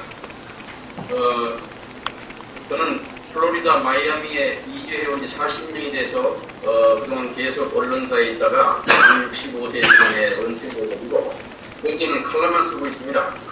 김현철입니다. 오늘 굉장히 제가 반가운 게 평소 제가 마음속으로 그 많은 독립운동가 중에서도 우당 이회영 선생님을 굉장히 존경을 했더랬는데 그 손자되시는 원도로 의원님이 여기 나오신 거 굉장히 반갑고 영광입니다. 예, 특히 또 이 의원님의 국회 활동, 의정활동 같은 걸 굉장히 마음속에 뿌듯한 점들이 많고 그래가지고 다음에 한번 귀국하게 한번 뵙겠습니다. 네. 예, 선생님, 저희 박정희 의원님들 칼럼 처음에 쓰셨는데요. 취재한 상황을 좀 설명해 주시기 바랍니다. 예. 조금 지루할 것 같은데, 그래도 하여간 조금 좀, 지루할 때 좀 참으시면서 들어주시기 바랍니다. 플로리다 주정부가, 지난 1980년, 33년 전입니다. 4월 18일을 우리 한국의 날로 선포를 합니다. 이거 소수민족 사기 항행 같은 그런 취지에서 이런 일을 바꾼까지요. 그래서 당시 중앙사관과 한인회와 이제 유일하게 제가 언론인 한 사람인데, 언론한 제가 이제 주동이 돼가지고, 행사를 이제 이끌게 됐어요. 이제 우리 조국의 전통 문화를 타민족에게 이제 어떻게 하면 많이 알리느냐, 이게 이제 행사의 목적이죠. 그때 태권도는 말할 것도 없고, 그 밖에 국악이며, 국악의 창, 검도, 가야금, 심지어는 풍물놀이까지 전부 준비가 되는데, 전통무용은 준비가 안 되는 거예요. 인물은 있는데, 이분이 평소에 자기가 개인 35년 연상의 노인과 미국 노인과 결혼해가지고 여기로 와서 사는 것이 너무 창피스러워서 경포사회와 전혀 인연을 끊고 살던 분입니다. 그러니까 이분을 끌어내기가 쉽지가 않은 거죠. 근데 그분은 제가 잘 알아요. 어려서부터 그분 무용 그런 데도 가서 보았고 그래가지고 잘 아는데, 이분이 이제 실명을 내지 못하는 거는 이제 미국의 거의 개인 프라이버시 같은 게 그게 사실이 하더라도 공개될 경우에 법이 엄청 강합니다. 그래서 제가 실명을 말씀 못 드리고 김모 여인으로 표현하겠습니다. 이분이 이제 당시 저와 동갑이 45세였어요. 제가 평소에 그분 자주 만날 때 이제 나이가 같은데도 제가 생일이 좀 앞섰다 해가지고 오빠라고 이제 부르면서 굉장히 친히 가까이 지내게 됐는데, 그 행사 전에 이제 그분에게 이제 전화를 했어요. 이런 일인데 좀 도와달라. 근데 이분이 자기는 그동안에 동포사에 안 나갔기 때문에 못하겠다. 그래서 제가 이거는 동포사에 나오는 게 아니라 우리 또의 민족의 문화를 타민족이 알리는 계획인데, 이거를 당신이 안 하면 누가 해줄 사람이 없지 않느냐. 그러니까 이거는 반드시 해야 된다. 두 번, 세 번 이제 설득을 겨우 이분이 이제 굽혀서 이제 승낙했습니다. 근데 이분이 이제 조건이 뭐냐면, 자기는 화관무라고 하는 무용을 해야겠는데, 이분이 원래 전통무용, 유명한 전통무용가예요. 또 1960년대 중반까지 국내에서 15편에 달하는 영화에 주연했던 분입니다. 그러니까 유명한 영화배우, 1급 영화배우요, 또 무용가예요. 근데 이제 이분을 이제 설계에서 나오게 되는데, 이분 요건이 화관무라는 곡을 보여야 된다. 근데 그 화관무가 마침 저에게 있어요. 화관무뿐 아니라 많은 국악, 녹음팀이 저에게 있게, 그건 큰 문제 되지 않는가.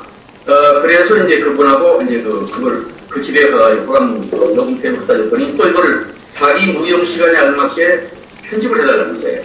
그래서 5분에 맞춰서 긴 테이블, 녹음팀을 편집을 해서 드렸어요. 그랬더니 이분이 저를 이제 보는 눈이 달라진 거예요. 이제 평소에 그냥 일반 기자로 알았는데 국악을 많이 이제 좀 안다고 느꼈던지 굉장히 호감을 가지고 이제 저를 대하더라고요.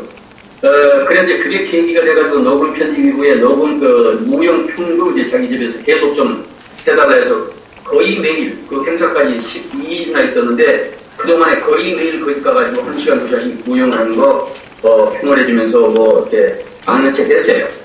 그러다 보니 이분과 대화가 굉장히 이제 잦아지면서 아주 저하게 친밀감을 갖게 된 거죠. 근데 이분이 심지어는 무대용 화장품이 필요하니까 나와서 사야 되겠다. 그럼 그분이 운전을 못해요. 또 가서 모시고 샀죠. 또 무대 스테이지 FIU라고 하는 여기 마이애미 플로리다 인터내셔널 유니버시티에 강단에서 이걸 하게 되는데, 그 스테이지 가봐야 되겠다. 모시고 가서 구경시켜야 돼서 제가 모든 기뻐라지 제가 했습니다. 예, 그러다 보니까 이제 서쪽으로 가까워진 거죠. 마침 이분이 노인과 결혼해 왔는데 그분이 돌아가신 지가 5년이 지나는 뒤였어요. 그때까지 제가 몰랐죠. 그냥 혼자 영어가 또 잘 통하지 않고 자기 생활이 너무 창피하니까 환의사에 발을 끊고, 그러니까 매로 못 견디는 분이에요. 그러다가 이제 저를 만나서 성공을 했습니다. 무용 활동가.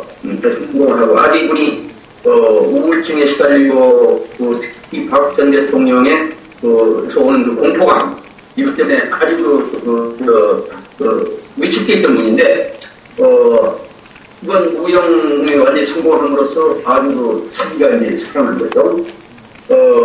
그렇게 해서 이분과 이제 가까이 됐어요. 그래서 행사는 대성공을 했고, 그 다음에 이제 한 일주일 후에 또 집에 방문했더니 그분이 이제 저한테 여러 사적인 얘기들 많이 하는데 제가 이제 거꾸로 질문했죠. 어떻게 35년의 연상이 되는 그 노인과 결혼했냐. 그랬더니 그냥 한참 침묵을 하더니 눈물을 흘리면서 이제 과거에 자기 참 처참했던 인생을 전부 이제 얘기를 터놓는 거죠. 그래서 저는 직업의식이 발동해서 수첩을 꺼냈죠. 그랬더니 그 지금 뭐 하는 거냐. 오빠 이거 저는 이제 오빠가 부르고 그러는데 오빠를 믿고 자기가 자기 옛날에 비참했던 자기 생활을 처음으로 지금 공개를 하는데 그걸 기사화하겠다는 거예요.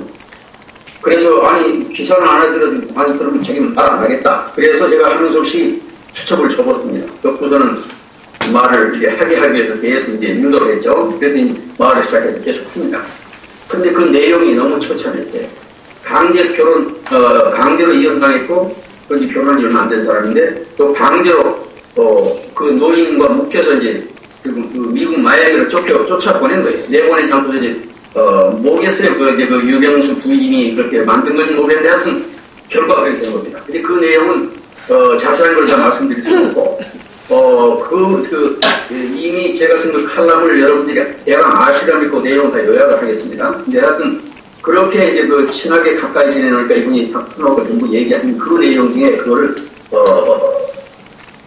당장 기사화는 안 된다. 이분이 뭘 얘기하냐면, 만에 하나 그 기사화가 되면, 현재 박 전 대통령 당신 모르지, 나를 오빠 모르지, 어떻게 무서운 사람이 모른다는 거죠. 그러니까, 그건 자기가 죽는다는 거예요. 그러니까, 제발 제발 기사화하지 말아달라고. 그래서 이제 한동안 침묵하고 있었죠. 그러다가 이제 이분이 이제 나한테 며칠간 왔다 갔다 하는데, 그럼 제가 받아들이기 거북한 제의를 해왔어요. 오빠 따라서 LA 가가지고, LA 가서 제가 과거에 서울에서 떠나기 전에 전통 무용학원을 운영을 했는데, 지금 나이 들어야 그렇고 이제 무용과 활동에 틀렸다. 근데 후진 양성을 꼭 하고 싶다. 이 자기 꿈이다. 그러니 오빠가 국악도 알고 그러니까 제발 자기 좀 도와달라. 그런 부탁을 해서 전체적으로 당황했죠. 왜냐면 마이애미 현지에 제가 보려놓은 사업체들도 있고 신문을 하지 않습니까? 근데 그걸 다 어떻게 그걸 다 정리하고 합니까? 이거는 막 급해요. 금년 안에 가야 된다. 그래서 그거는 대답을 확답을 못하고 3번, 4번 얘기할 때 그때 단호하게 얘기했어요. 이건 아니다. 우선 지금 나도 이제 동생이라고 그러죠. 오빠라고 그래요. 동생도 너무 지금 둘이 가까워지고 있어. 근데 이 상황이 LA까지 연결이 되면 나는 가정 평화가 무척게 본다. 그러니까 난 그건 받아들일 수 없다. 그러니까 LA라는 동네는 엄청 교포들이 많으니까 거기가 얼마든지 국악을 이해하고 할 수 있는 일이 있다. 거기서 찾아라. 그랬더니 자기는 오빠에 망하겠다는 거예요. 그러니까 그 말은 결국 자기가 나를 그만큼 신뢰를 했고 또 나를 통해서 뭔가 이성을 느꼈다랄까요? 뭐 그런 호감을 가졌던 것 같아요. 그러니까 내가 하면 안 된다. 그게 왜 저하면 안 됩니까? 제가 국악 전문가다인데. 그래서 이제 그 말을 아주 완전히 냉정하게 거절했더니 이분이 거기에 엄청 큰 좌절. 그러면서 박통희에서 오는 박 대통령에서 오는 그 공포감, 또 저에게서 오는 실망감과 좌절감, 이게 완전히 이분을 우울증으로 몰았는데, 네. 근데 그 후로 제가 그분을 더 가까이 할 수 없더라고요. 의식적으로 제가 피했고, 그분도 역시 그대로 저와 거리를 두게 됐죠. 네. 자존심이 엄청 강한 분이었으니까. 이제 이런 내용들입니다. 그래서 그때 듣고 있던 그 말을 그 당시 기록을 못하게 하기 때문에 저는 제대로 말을 하면 제대로 들었는데도 잘 못 들은 척하고 또 상대방 말을 자꾸 리피트 시켜서 그래서 이제 완전히 제 기억에 이제 저장을 합니다. 그러한 경우입니다. 그래서 이제 일기장에서 그 박정희 대통령이 언제 자기를 이렇게까지 했던 너무 소상하게 말한 게 일기장 중에 간략하게 소개돼 나와요. 그러나 그거를 여러분들이 공표를 못하는 건 그분의 실명이 전부 다 나오기 때문에 그걸 공표를 못하는. 그러니까 무용 행사 그 전에 준비 과정, 녹음 편집 과정 모든 그 화장품 쇼핑 과정 이런 게 전부 다 나와요. 근데 그것을 본인 이름이 다 나오는 게 공개할 거죠. 이 공개되면 미국 선지가 큰일 나요. 예, 그래서 지금 화성에 그분의 친정 가족들이 다 살고 있고, 수원 쪽이죠. 그리고 미국의 그 자리에 아들이 셋이 다 살아요. 첫 번째 아들은, 첫 번째 한국 남편과, 에서 태어난 아들이고, 다음에 연당하고 다음에 미국 와서 그 노인, 35년 후이에요. 그 노인과, 노인 죽기 5년 전에 낳았던 아이 둘이 있어요. 이렇게 아들한테 만일, 화성에 있는 그 외가 식구들이 연결이 돼서 언론에 공개가 됐다 한다면 당장 호송이 들어오죠. 그래서 저는 실명이 공개되면 절대 안 되겠다는 거 이걸 느껴서 이번에 이걸 공개를 못 하겠습니다. 네, 시간이 없습니다. 이 정도로 말씀드리겠습니다. 예, 그다음에 그 미국에 계시니까 그 언론의 자유하고 표현의 자유에 대해서 간단하게 한 말씀 해주시고요. 네,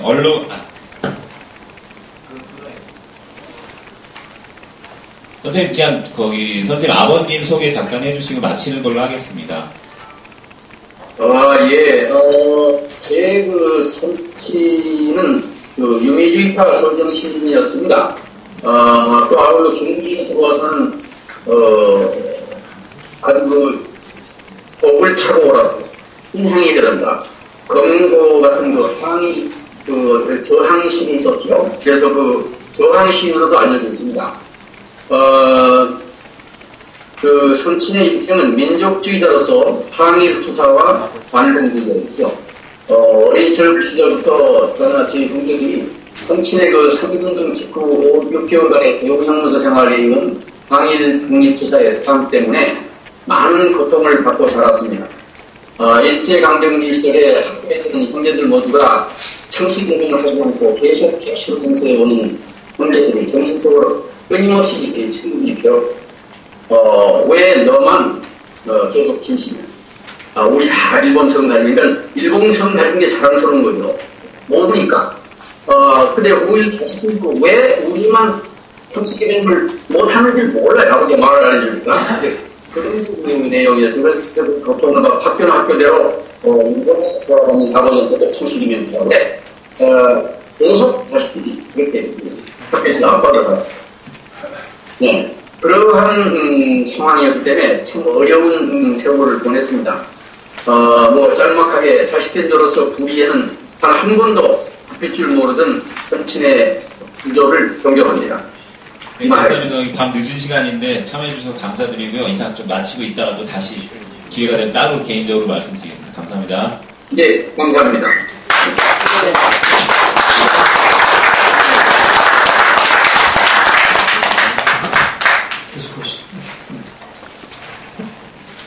네, 네, 노르비입니다. 지금 잠깐 이제 인터뷰했던 분께서는 조남 같은 말씀 안 하셨는데요. 아버님 조남이 모란이 피기까지 쓰신 김영란 시인이십니다. 김현철 씨 아버님이 그 부분을 갖다 말씀 안 하신 것 같더라고요. 그래서 어찌됐든 간에 저도 이제 박정규 씨하고 동일한 사건으로 해가지고 기소가 돼가지고 지금 재판을 받고 있고요. 내일 모레 이제 금요일날 이제 4차 재판을 갖다가 할 예정입니다. 그래서 저 같은 경우는 아까 이제 백은종님 잠깐 얘기하셨지만 6월 2일날 2010년도 6.2 지방선거 때 저도 한 일주일 전에 천안 동영상 올렸다고 경찰에서 오라는 거 조금 좀 버티고 했더니 나중에 이제 체포영장까지 가지고 오더라고요. 그때 한번 이제 체포영장 받고 저희들이 이제 공권력 탄압 저지 공동대책을 갖다 만들어가지고 좀 싸운 적이 있었는데요. 그때하고 지금하고 좀 틀린 것은 그 강도가 좀 더 이명박 때보다 더 센 것 같은 그런 느낌이 좀 드는 게 사실입니다. 초기부터 이명박 같은 경우는 2009년도부터 이렇게 탄압이 들어온 거 2008년도 말 했는데 박근혜 정권은 집권하자마자 바로 탄압이 들어온 걸 봐가지고는 좀 강도가 좀 심한 것 같습니다. 뭐 그렇게 길게는 말씀 안 드리고요. 어찌됐든 간에 지금 이 글을 선거 기간 동안에 트위터에 이제 그림 파일로 만들어가지고 올렸더니 또 선관위에서 고소 고발하고 또 경찰, 검찰 뭐 일사불란하게 그냥 기소해가지고 재판까지 끌고 오더라고요. 지금 현재 이 박정희의 승은 입은 200여 여인들이란 이 글은 거의 다 차단이 되어 있는 상태고요. 블라인드 뭐 웬만한 블로그 같은 게 다 블라인드 처리되어 있더라고요. 보면 이제 찾아보게 되면 거기 내용처럼 다 선거법 위반 이렇게 되어 있습니다.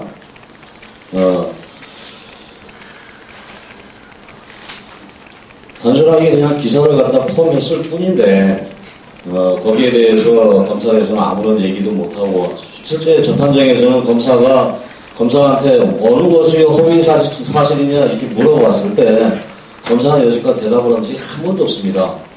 그러니까 그냥 본인들한테 불리한 글, 말하자면 이제 박근혜한테 불리한 이미지가 있는 글을 갖다가 승부 퍼나르려고 하는 사람들에 대해서는 철저하게 탄압을 갖다 한다는 그런 의미죠.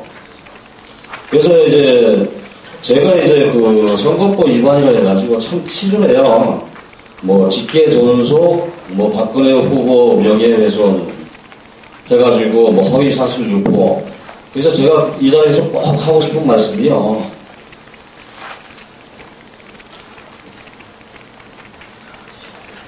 박근혜의 아버지는 독재자 박정희라는 거 다 알지 않습니까? 만약에 가정을 해가지고 전두환 아들, 말하자면 전 모시기 해가지고 그분들이 대통령에 출마하게 되면은 저희들이 5.16 설육을 갖다가 선거 기간 동안은 얘기하지 말아야 됩니까? 그것이 이제 지금 적용한 게 그거거든요. 직계존속.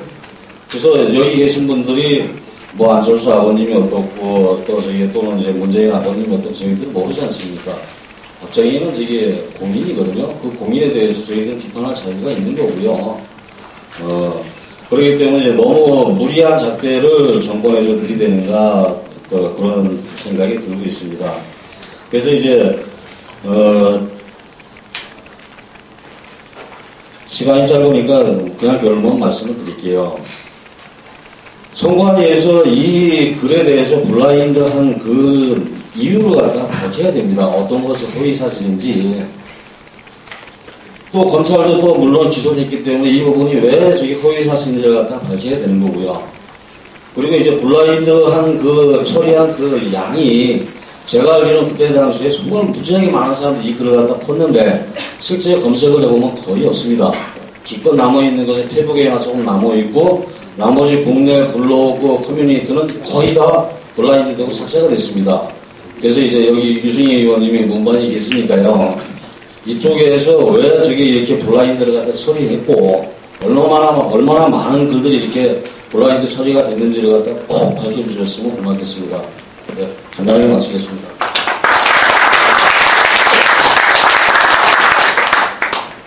예, 박근혜의 표현 자유를 억압을 이겨내려면 최소한 이 정도는 해야 됩니다. 미국의 실시간 서로 소통하면서 토론의 공간적 시각을 얻었습니다. 고맙습니다. 말씀하시는 걸 봐서 미루어 짐작하는데 박정희 전 대통령이 차용사라는 불명의 조직을 만들어서 상시적인 권력형 성폭력을 행사했다는 그런 내용의 한겨레 신문의 칼럼 이 내용을 부여 전명해 주셨습니다. 플로리다에서요. 그와 관련된 이제 SNS에 게재한 내용을 가지고 명예훼손으로 지금 이제 고소당하고 이제 처벌을 재판을 받고 있는 상황을 말씀해 주셨습니다. 이제 뭐 더 할 말씀도 많고 피해 사례는 뭐 무궁무진합니다만 이걸로 마감을 하고요.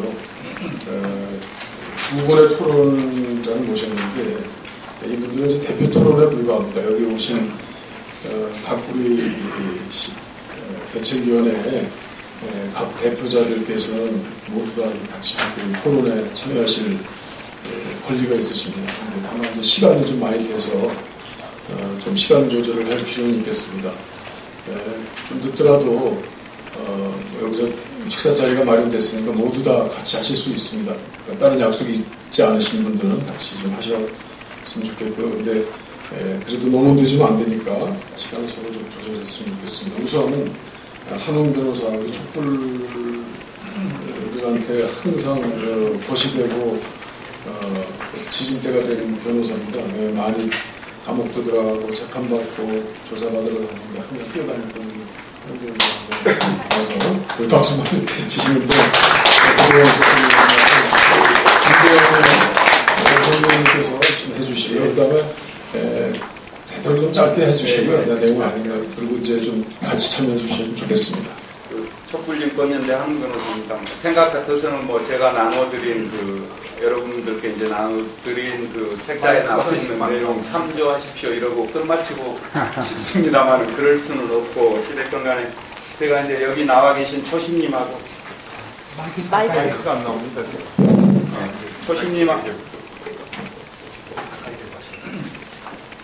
초심님하고 그 다음에 이제 노루기 재판을 제가 담당을 하고 있습니다. 근데 제 생각으로는 무죄를 받아야 되는데 제 책임감, 막중한 책임감을 느끼고 있습니다. 많이 좀 응원을 해주시고요. 표현의 자유라는 측면에서 보면 사실은 무죄가 마땅하다 이런 이제 확신을 갖고 있습니다.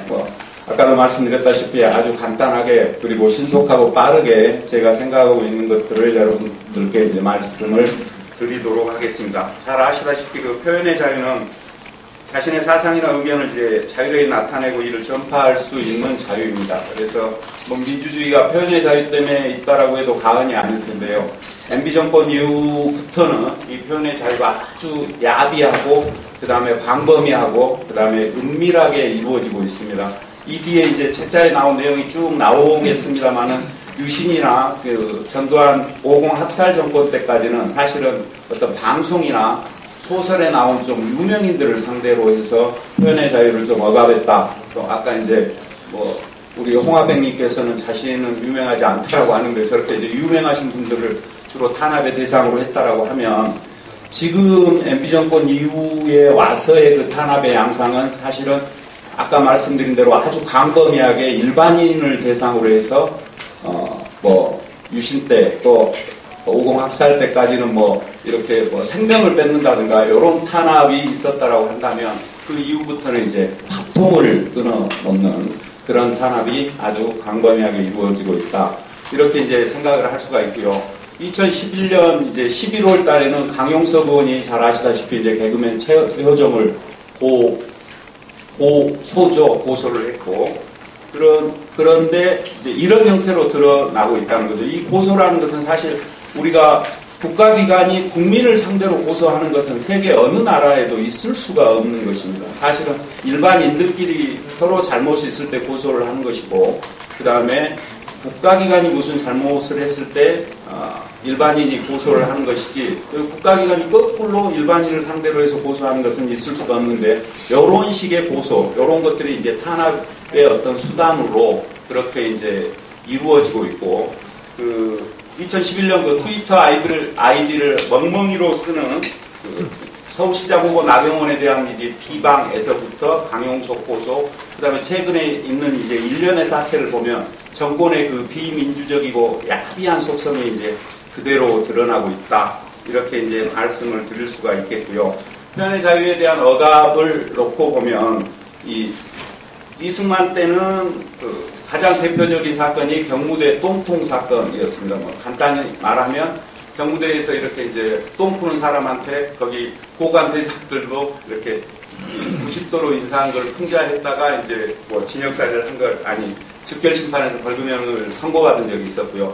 박정희 때는 여러분도 잘 알다시피 맹무새 사건으로 한 6년 만에 무죄를 받은 그런 사건이 있었습니다. 그리고 이제 애국의 사례로는 차탈레 부인의 사랑, 그 다음에 우리나라의 경우 소설로는 이제 누구 작가가 쓴 반모라는 소설이 이제 있어서 그런 것들이 이제 탄압의 사례로 이렇게 기록될 수가 있다고 하겠고요.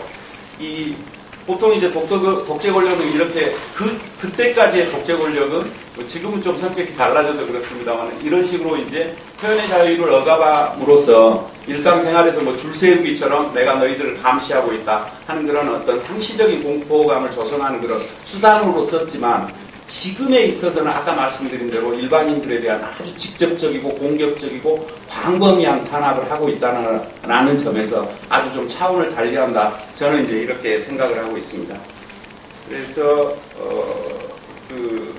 이런 비교를 할 수가 있는데 이런 이제 암흑기는 그대로 이제 유신의 DNA를 그대로 물려받은 전두환 정권에도 이제 이어졌고 사실 그때는 이제 정치 풍자조차도 아예 이제 허락이 되지를 않았었습니다. 근데 노태우 정권, 그 다음에 이제 김영삼 정권을 넘어오면서 나름대로 이제 그 정치 풍자극이 좀 허락이 됐었죠. 그때는 이제 그러다 보니까 정치 풍자에 대한 허락이 폭넓게 되고 표현의 자유가 나름대로 이렇게 인정이 되다 보니까 어찌된 그 시사 프로그램에 대한 것들이 별로 재미가 없었습니다. 왜냐하면 어디 가나 어느 자리에 가서나 충분하게 이렇게 말을 할 수 있게 해줬기 때문에 별로 그렇게 궁금함을 덜 가졌었는데 이제 MB 정권 들어와서는 이제 이렇게 되는 거죠. 시사풍자가 재밌어지는 거죠. 왜? 억압을 하기 때문에 그 이야기에 대해서 일반 시청자들이나 청취자들은 애가 닿는 겁니다.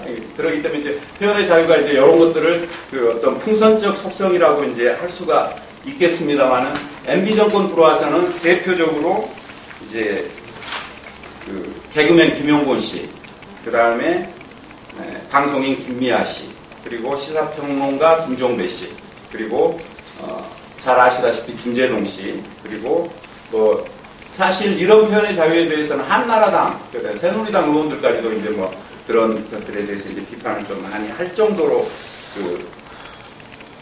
뭐라 그럴까요? 아주 야비해졌다라고 할 수 있는 이제 그런 부분이 있었는데 사실 이제 표현의 자유라는 것은 개그맨 최유정에 대한 고소 사건에서 보다시피 그 표현의 자유를 억압하면 폭넓게 막 건물 터지듯이 터지는 그런 속성이 이제 있다고 볼 수가 있습니다. 그래서 아까 말씀드린 그대로 그 이전에 유신 때까지 또는 50 학살 정권 이전까지 그 성격이 한이하게 이제 달라진 건데 최근에 박정규 씨나 노르기, 그 다음에 주진우 부자, 백은종 편집인에 대한 것, 그리고 또 김문수 서울시 의원, 정봉주 전 의원, 노회찬 전 의원에 대한 것들, 그리고 온정스님 고소도 이 권력의 행포라는 면에서 아주 뭐라고 할까, 이 야비하고 정권으로서는 국가기관으로서는 해서는 안 될 그런 만행이라고 할 수가 있겠습니다.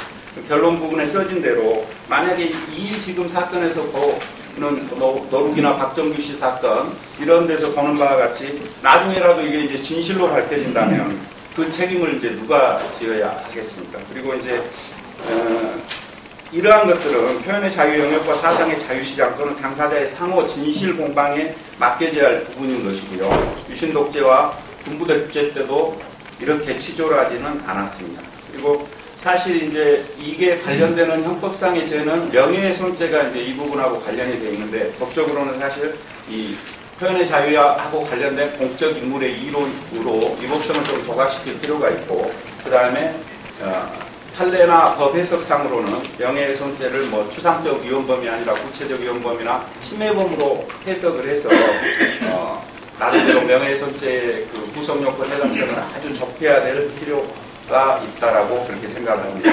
이 단순한 의견 제시나 의혹 제기와 이에 대한 그 재인용 보도만으로 처벌을 받아야 한다면 이번에 이 정권이 처음으로 국빈 초청한 그 무세베니가 대통령으로 있는 우간다보다 더 못한 나라다 이렇게 말씀드릴 수가 있겠습니다. 이상입니다.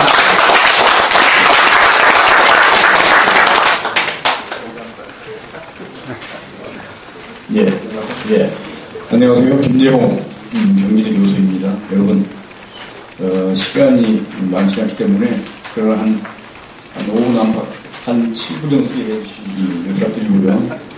저는 오늘 이 자리에 오늘 주제와 여러 가지로 관련이 있는 사람인 것 같습니다.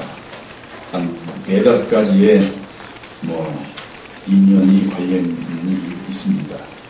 하나는 저는 1970년대입니다만 동아일보 기자를 하면서 국정원의 전신인 안기부, 그때 안기부는 1980년입니다만은 광주 시민 항쟁의 기사에 대한 검열고 제작극을 하다가 강제 해직을 당했습니다만은 안기부는 대통령의 사회 집단이었습니다. 힘이 빠져있을 때입니다. 보안사, 하나회가 지배한 보안사를 중심으로 한 합동수사본부가 조사했고 합수가 되어진 명단에 따라서 강제 해직을 당한 해직기자 출신입니다. 말하는 국가 권력, 정치 권력에 의해서 언론인들이 어떻게 쫓겨나는가를 직접 체험했고, 제가 1978년도 동아일보 입사할 때에는 이미 박정희 유신 독재 체제에 의한 강제 해직, 동아 자유언론 투쟁위원회 선배들이 오늘 이 자리에 앉았습니다만 그 선배들이 쫓겨난 뒤에 한 4월이 지나서 다시 공개 채용을 해서 들어간 세대입니다. 말하자면 그 과정을 잘 알고, 당시 중앙정보부가 동아일보 편집국에 상주 출입기자처럼 드나들었고 감시했다는 얘기를 잘 알고 있습니다. 지금 국정원이 말하자면 중앙정보부 안기부 국정원의 후신입니다. 김대중 정부, 노무현 정부 때 개혁은 했습니다만 그러나 그 태생적 정체성과 그 성장 과정으로 봤을 때 체질이 교체했겠습니까? 그 직원들과 그 간부들은 중앙정부 때부터 훈련받은 사람이기 때문에 저는 그 체질이 지금 남아있다고 생각하고, 물론 1급 이상 고위 간부들은 교체도 많이 했지만 그 안에서 올라간 사람들입니다. 그래서 오늘 국정원이 어떻게 언론 탄압을 하고 정치 공격을 하는지를 현장에서 지켜본 사람으로서 매우 깊은 인연이 있죠. 두 번째에는 동아일보 다시 복지할 수 있었습니다. 1987년 60 항쟁 교태우로 해직 8년 만에 88년 2월에 복직해서 주로 기자 논술위원만 했고 간부는 말하자면 지휘자 노릇은 별로 해본 적이 없습니다. 그러다가 동아일보 논술위원회 끝으로 경기대 교수가 있다가 국회의원이 됐는데요. 2004년부터 2008년까지 열린우리당의 비례대표로서 비례대표 심사 받을 때에도 저는 언론계 몫인 줄 알았는데 나중에 보니까 학계 몫이었습니다. 그때는 비례대표를 당권파, 당 지도부가 이렇게 공천을 준 게 아니고 투표받았습니다. 당내 100여 명, 당 외부의 100여 명, 200여 명이 투표해서 그래도 2등을 했기 때문에 간신히 당선될 수 있었고요. 어쨌거나 국회의원을 하면서 제대로 언론계 입법을 못해서 지금 이 자리에 분들 고생하게 만든 장군인으로서 정말 사과의 말씀을 드립니다. 왜냐하면 저는 언론계 출신이기 때문에 저한테 맡긴 줄 알았습니다. 당시 열린우리당의 지도부가 저한테 맡긴 게 언론개혁 준비단장이었습니다. 당선증을 받고 국회에 들어가기 전에 2달 동안 열린우리당의 언론개혁 준비단장이었고 제가 만들어낸 2권의 리포트를 바탕으로 언론개혁 입법을 한 것입니다. 그 당시에 언론개혁 입법위원이었습니다. 제대로 못했어요. 그때 매우 어렵게 한나라당을 상대로 협상해서 만들어낸 신문법 개혁 입법안, 그것도 나중에 위원 재판에 걸려서 다 그냥 무위로 돌아가지 않았습니까? 그때 주장하는 것 중에 하나는 언론 시장 점유율이 높은 언론사일수록, 영향력이 센 언론사일수록 한 사람 또는 족보력에 지배당하는 건 이건 옳지 않다, 민주적이지 않다. 그러면 소유지분 분산과 제한을 주장했었습니다. 그러더니 돌아온 얘기는 그거는 사회주의 체제에서 하는 얘기지 빨갱이라는 얘기까지 들었었음을 전혀 못했고요. 또 하나 지금의 특히 방송 사태와 관련해서는 공영방송이나 또는 다른 여러 방송들을 봤을 때는 그때의 방송법 제대로 반영시키지 못했는데요. 방송 공정방송위원회 오늘 지금 여기 와 계시는 YTN 임장혁 YTN 공정방송위원장한테 정말 미안함을 느낍니다. 또 신문의 편집제작위원회를 법정기구화하자, 법제화하자, 법적 근거를 만들어주자. 그래서 강제성 구속력을 부여하자고 주장했었습니다. 그걸 설치하는 것을 법제화하고 거기에서 중요한 문제, 일일이 다 하지는 않습니다. 저도 기자를 해봤기 때문에 신문 방송이라는 게 매일매일 수시로 중요한 결정을 내려야 되고 말하자면 편집권자의 리더십이 중요한 줄 압니다. 그러나 대통령 선거나 국회의원 총선거나 남북 정상회담 협상과정, 남북 협상과정에서 중요한 일이 있을수록 언론사 사주와 편집본 간부가 간섭하고 개입하는 것입니다. 일선 취재기자와 일반 기자 논설위원들의 의사가 무시되는 것입니다. 말하자면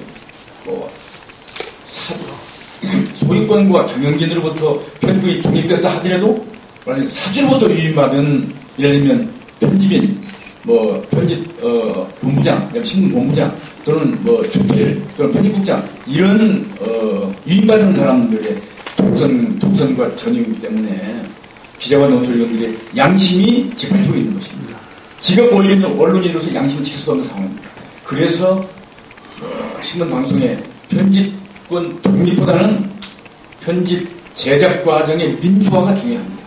방송의 공정방송위원회의 법정기구화, 법제화가 매우 중요한 상황이 되었습니다. 신문도 마찬가지입니다. 그러나 신문은 사실상 경향성과 논조가 인정이 됩니다. 그러나 방송은 어떻습니까? 방송은 전파라는 건 인터넷이 마찬가지입니다만 전파라는 것은 특히 이거는 사유화될 수 없는 국민 공유의 자산 아닙니까? 그래서 일정한 기간마다 처음에 승인 허가를 주었다가 3년마다 재승인을 받게 되어 있습니다. 그건 왜 그렇습니까? 그거는 국민 공유의 자산을 이용해서 언론 활동을 하게 유인했기 때문에 처음에 허가사항을 제대로 지키고 있는지를 계속 승인받게 되어 있습니다. 지금 방송사들 승인 제가 어떻게 왔습니까? 관행적으로 거의 자동적으로 하게 좀 되어 있어요. 2004년도 저희가 할 때는 자랑이 아닙니다만은 그때 재승인 허가 과정에서 한 서너 개의 인형방송사가 승인 취소 지경에 놓였습니다. 취소를 하고 그랬습니다. 여러 가지 로비와 여러 가지 안경이 들어와서 해려고 그랬습니다. 자, 어쨌거나 지금 제가 말씀드리고 싶은 거는 지금 상황은 그것을 언론계의 자율적 협상에 맡겨놓았던 것을 다시 재검토해서 이제는 법정주의로 시점법주의로 나가야 됩니다. 그걸 이통초원 운동을 벌여야 된다고 생각합니다. 그 다음에 세 번째는 정말 오늘 박정규님, 고창님, 노르기님을 비롯해서 여기 계시는 또 아까 김현철 재미 언론인인데요. 제가 썼던 박정희 관련 기사와 책들 때문에 많은 고초를 겪고 계신 것을 정말 또 미안하게 생각하고 제가 부담을 느낍니다. 근데 이렇게 보니까 어떤 부분은 제가 쓴 기사와 책인데 어떤 부분은 제가 아닌 김재규 당시 중정부장이나 박선호 당시 중정공장과장을 직접 변호했던 변호인들의 그 메모 수첩과 책을 인용하신 것이 또 문제가 된 것 같습니다. 저는 1993년, 94년 동아일보 기자학대, 정치부 기자학대에 비화를 취재하면서 1년여간 일주일에 2번씩 한 배에 걸친 특집 기사를 연재했습니다. 주로 박정희 독재 권력, 유신 독재 아래에서 인권 탄압과 반민주행위, 그리고 12.6의 원인을 아무리 생각을 해봐도 이게 유신 헌법의 반민주성 때문에 유신 체제의 기둥이라고 할 수 있었던 또 박정희의 후배이며 은인이라고 모셔야 될 김정희 중정부장이 권총을 직접 써. 그것도 보니까요, 그냥 머리에서 빵 쏜 게 아닙니다. 고장난 주위에 권총을 다시 가지고 들어가서 근거리에 다가가서 50cm 안팎의 거리에서 확인 사살을 했어요. 저는 그걸 보고 이거는 도저히 납득이 안 가는 행위였어요. 이렇게까지 할 수가 있었는가? 인간적인 환멸감이 아니면 할 수 없는 일 아니겠습니까? 그 인간적인 환멸감의 배후에는 바로 사생활이 있었습니다. 그 사생활을 취재하기 시작했습니다.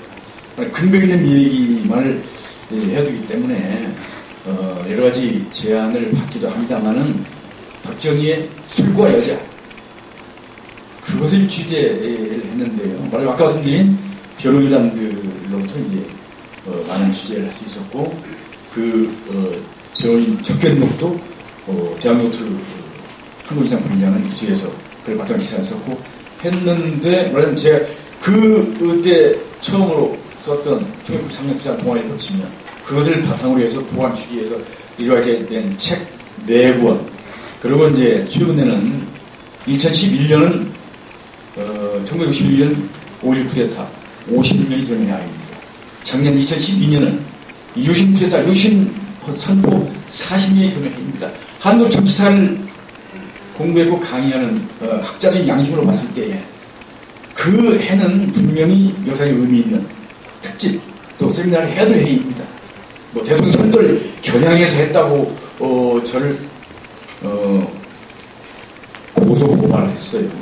이따 무슨 얘기를 하고 그것이 여러분들 지금 고초를 겪게 한 그 오리지널 소스였다는 점에서 제가 여러분들 도울 수 있을까를 지금 고민해보고 있습니다.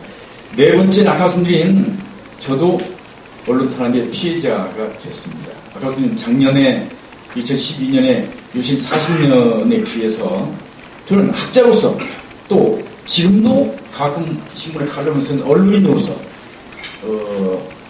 작년에 줄여서 말씀드리면 낙곰수의 대한매체처럼 등장한 그 딴지일보에서 만든 그것은 IT다 라는 팟캐스트가 있습니다. 거기서 연락이 왔어요. 저거 뭐 잘 친하지도 않은 젊은 후배 기자 있지요. 박정희 특집을 해야 되겠다. 10월 유신의 기회죠. 제가 응하지 않을 수 없습니다. 저도 물론 하고 싶은 측면도 있지만 6번의 박정희 수호백과 사전이라는 특집을 하면서 거기서 이제 얘기하는 걸 새누리당이 선거 위반으로 저를 고소했습니다. 2월부터 2월 초까지 석 달 반에 걸쳐 수사를 받았습니다. 경찰서에 한번 동작경찰서에 출두 소환조사를 받았습니다. 한 4시간에 가지고 문답 조사를 받았고 나중에 보니까 제 문답 진술서를 정리한 게 이게 좀 허술해 보이고 내가 충분히 해명 설명했다 보이는 것도 좀 이렇게 좀 빠진 것 같고 그래서 이렇게밖에 못하느냐. 나는 학문의 자유, 언론의 자유, 표현의 자유에서 벗어났다고 생각하지 않고 너무 이게 했는데 그래도 이제 수사관 얘기는 좀 미비하다고 생각하시면 진술서에 써서 내시면 첨부하겠습니다. 그러더라고요. 그래서 알았다. 그래서 더 이상 내 출두 수관조사 안 한다. 그래서 이제 A4용지 한 20여 페이지를 제가 자세해서 주었고 한 2달 지난 뒤에 서울지검 공안인부에 검사가 전화를 해왔어요. 여검사입니다. 그 진술서에 쓴 저한테 얘기를 나눈 사람들 연락처를 알려달라고 그래요. 그래서 알려주는 게 그 본인한테 부담을 주가 안 될 것 같아서 꼭 그래야 되느냐. 그랬더니 자기들이 확인해야 되고 검증해야 된다고 해서 저도 알려줬어요. 자, 그 뒤에 뚜리라는 시간이 있죠. 6월 초에 다행인지 그런지 여기 여러분들께 정말 미안합니다만은 무혐의 처분 통지서를 받았습니다. 여기 보니까 6월 19일이 서분법 위반 공소시효 만료일을 제가 압니다. 그러니까 어떻게 보면 고소 고발자가 항고할 수 있는 기회를 한 열흘을 준 것 같아요. 항고 하려면 해라. 그렇게 해서 지나가서 근데 서너 달 정도 피의자 신분으로 있다는 게요.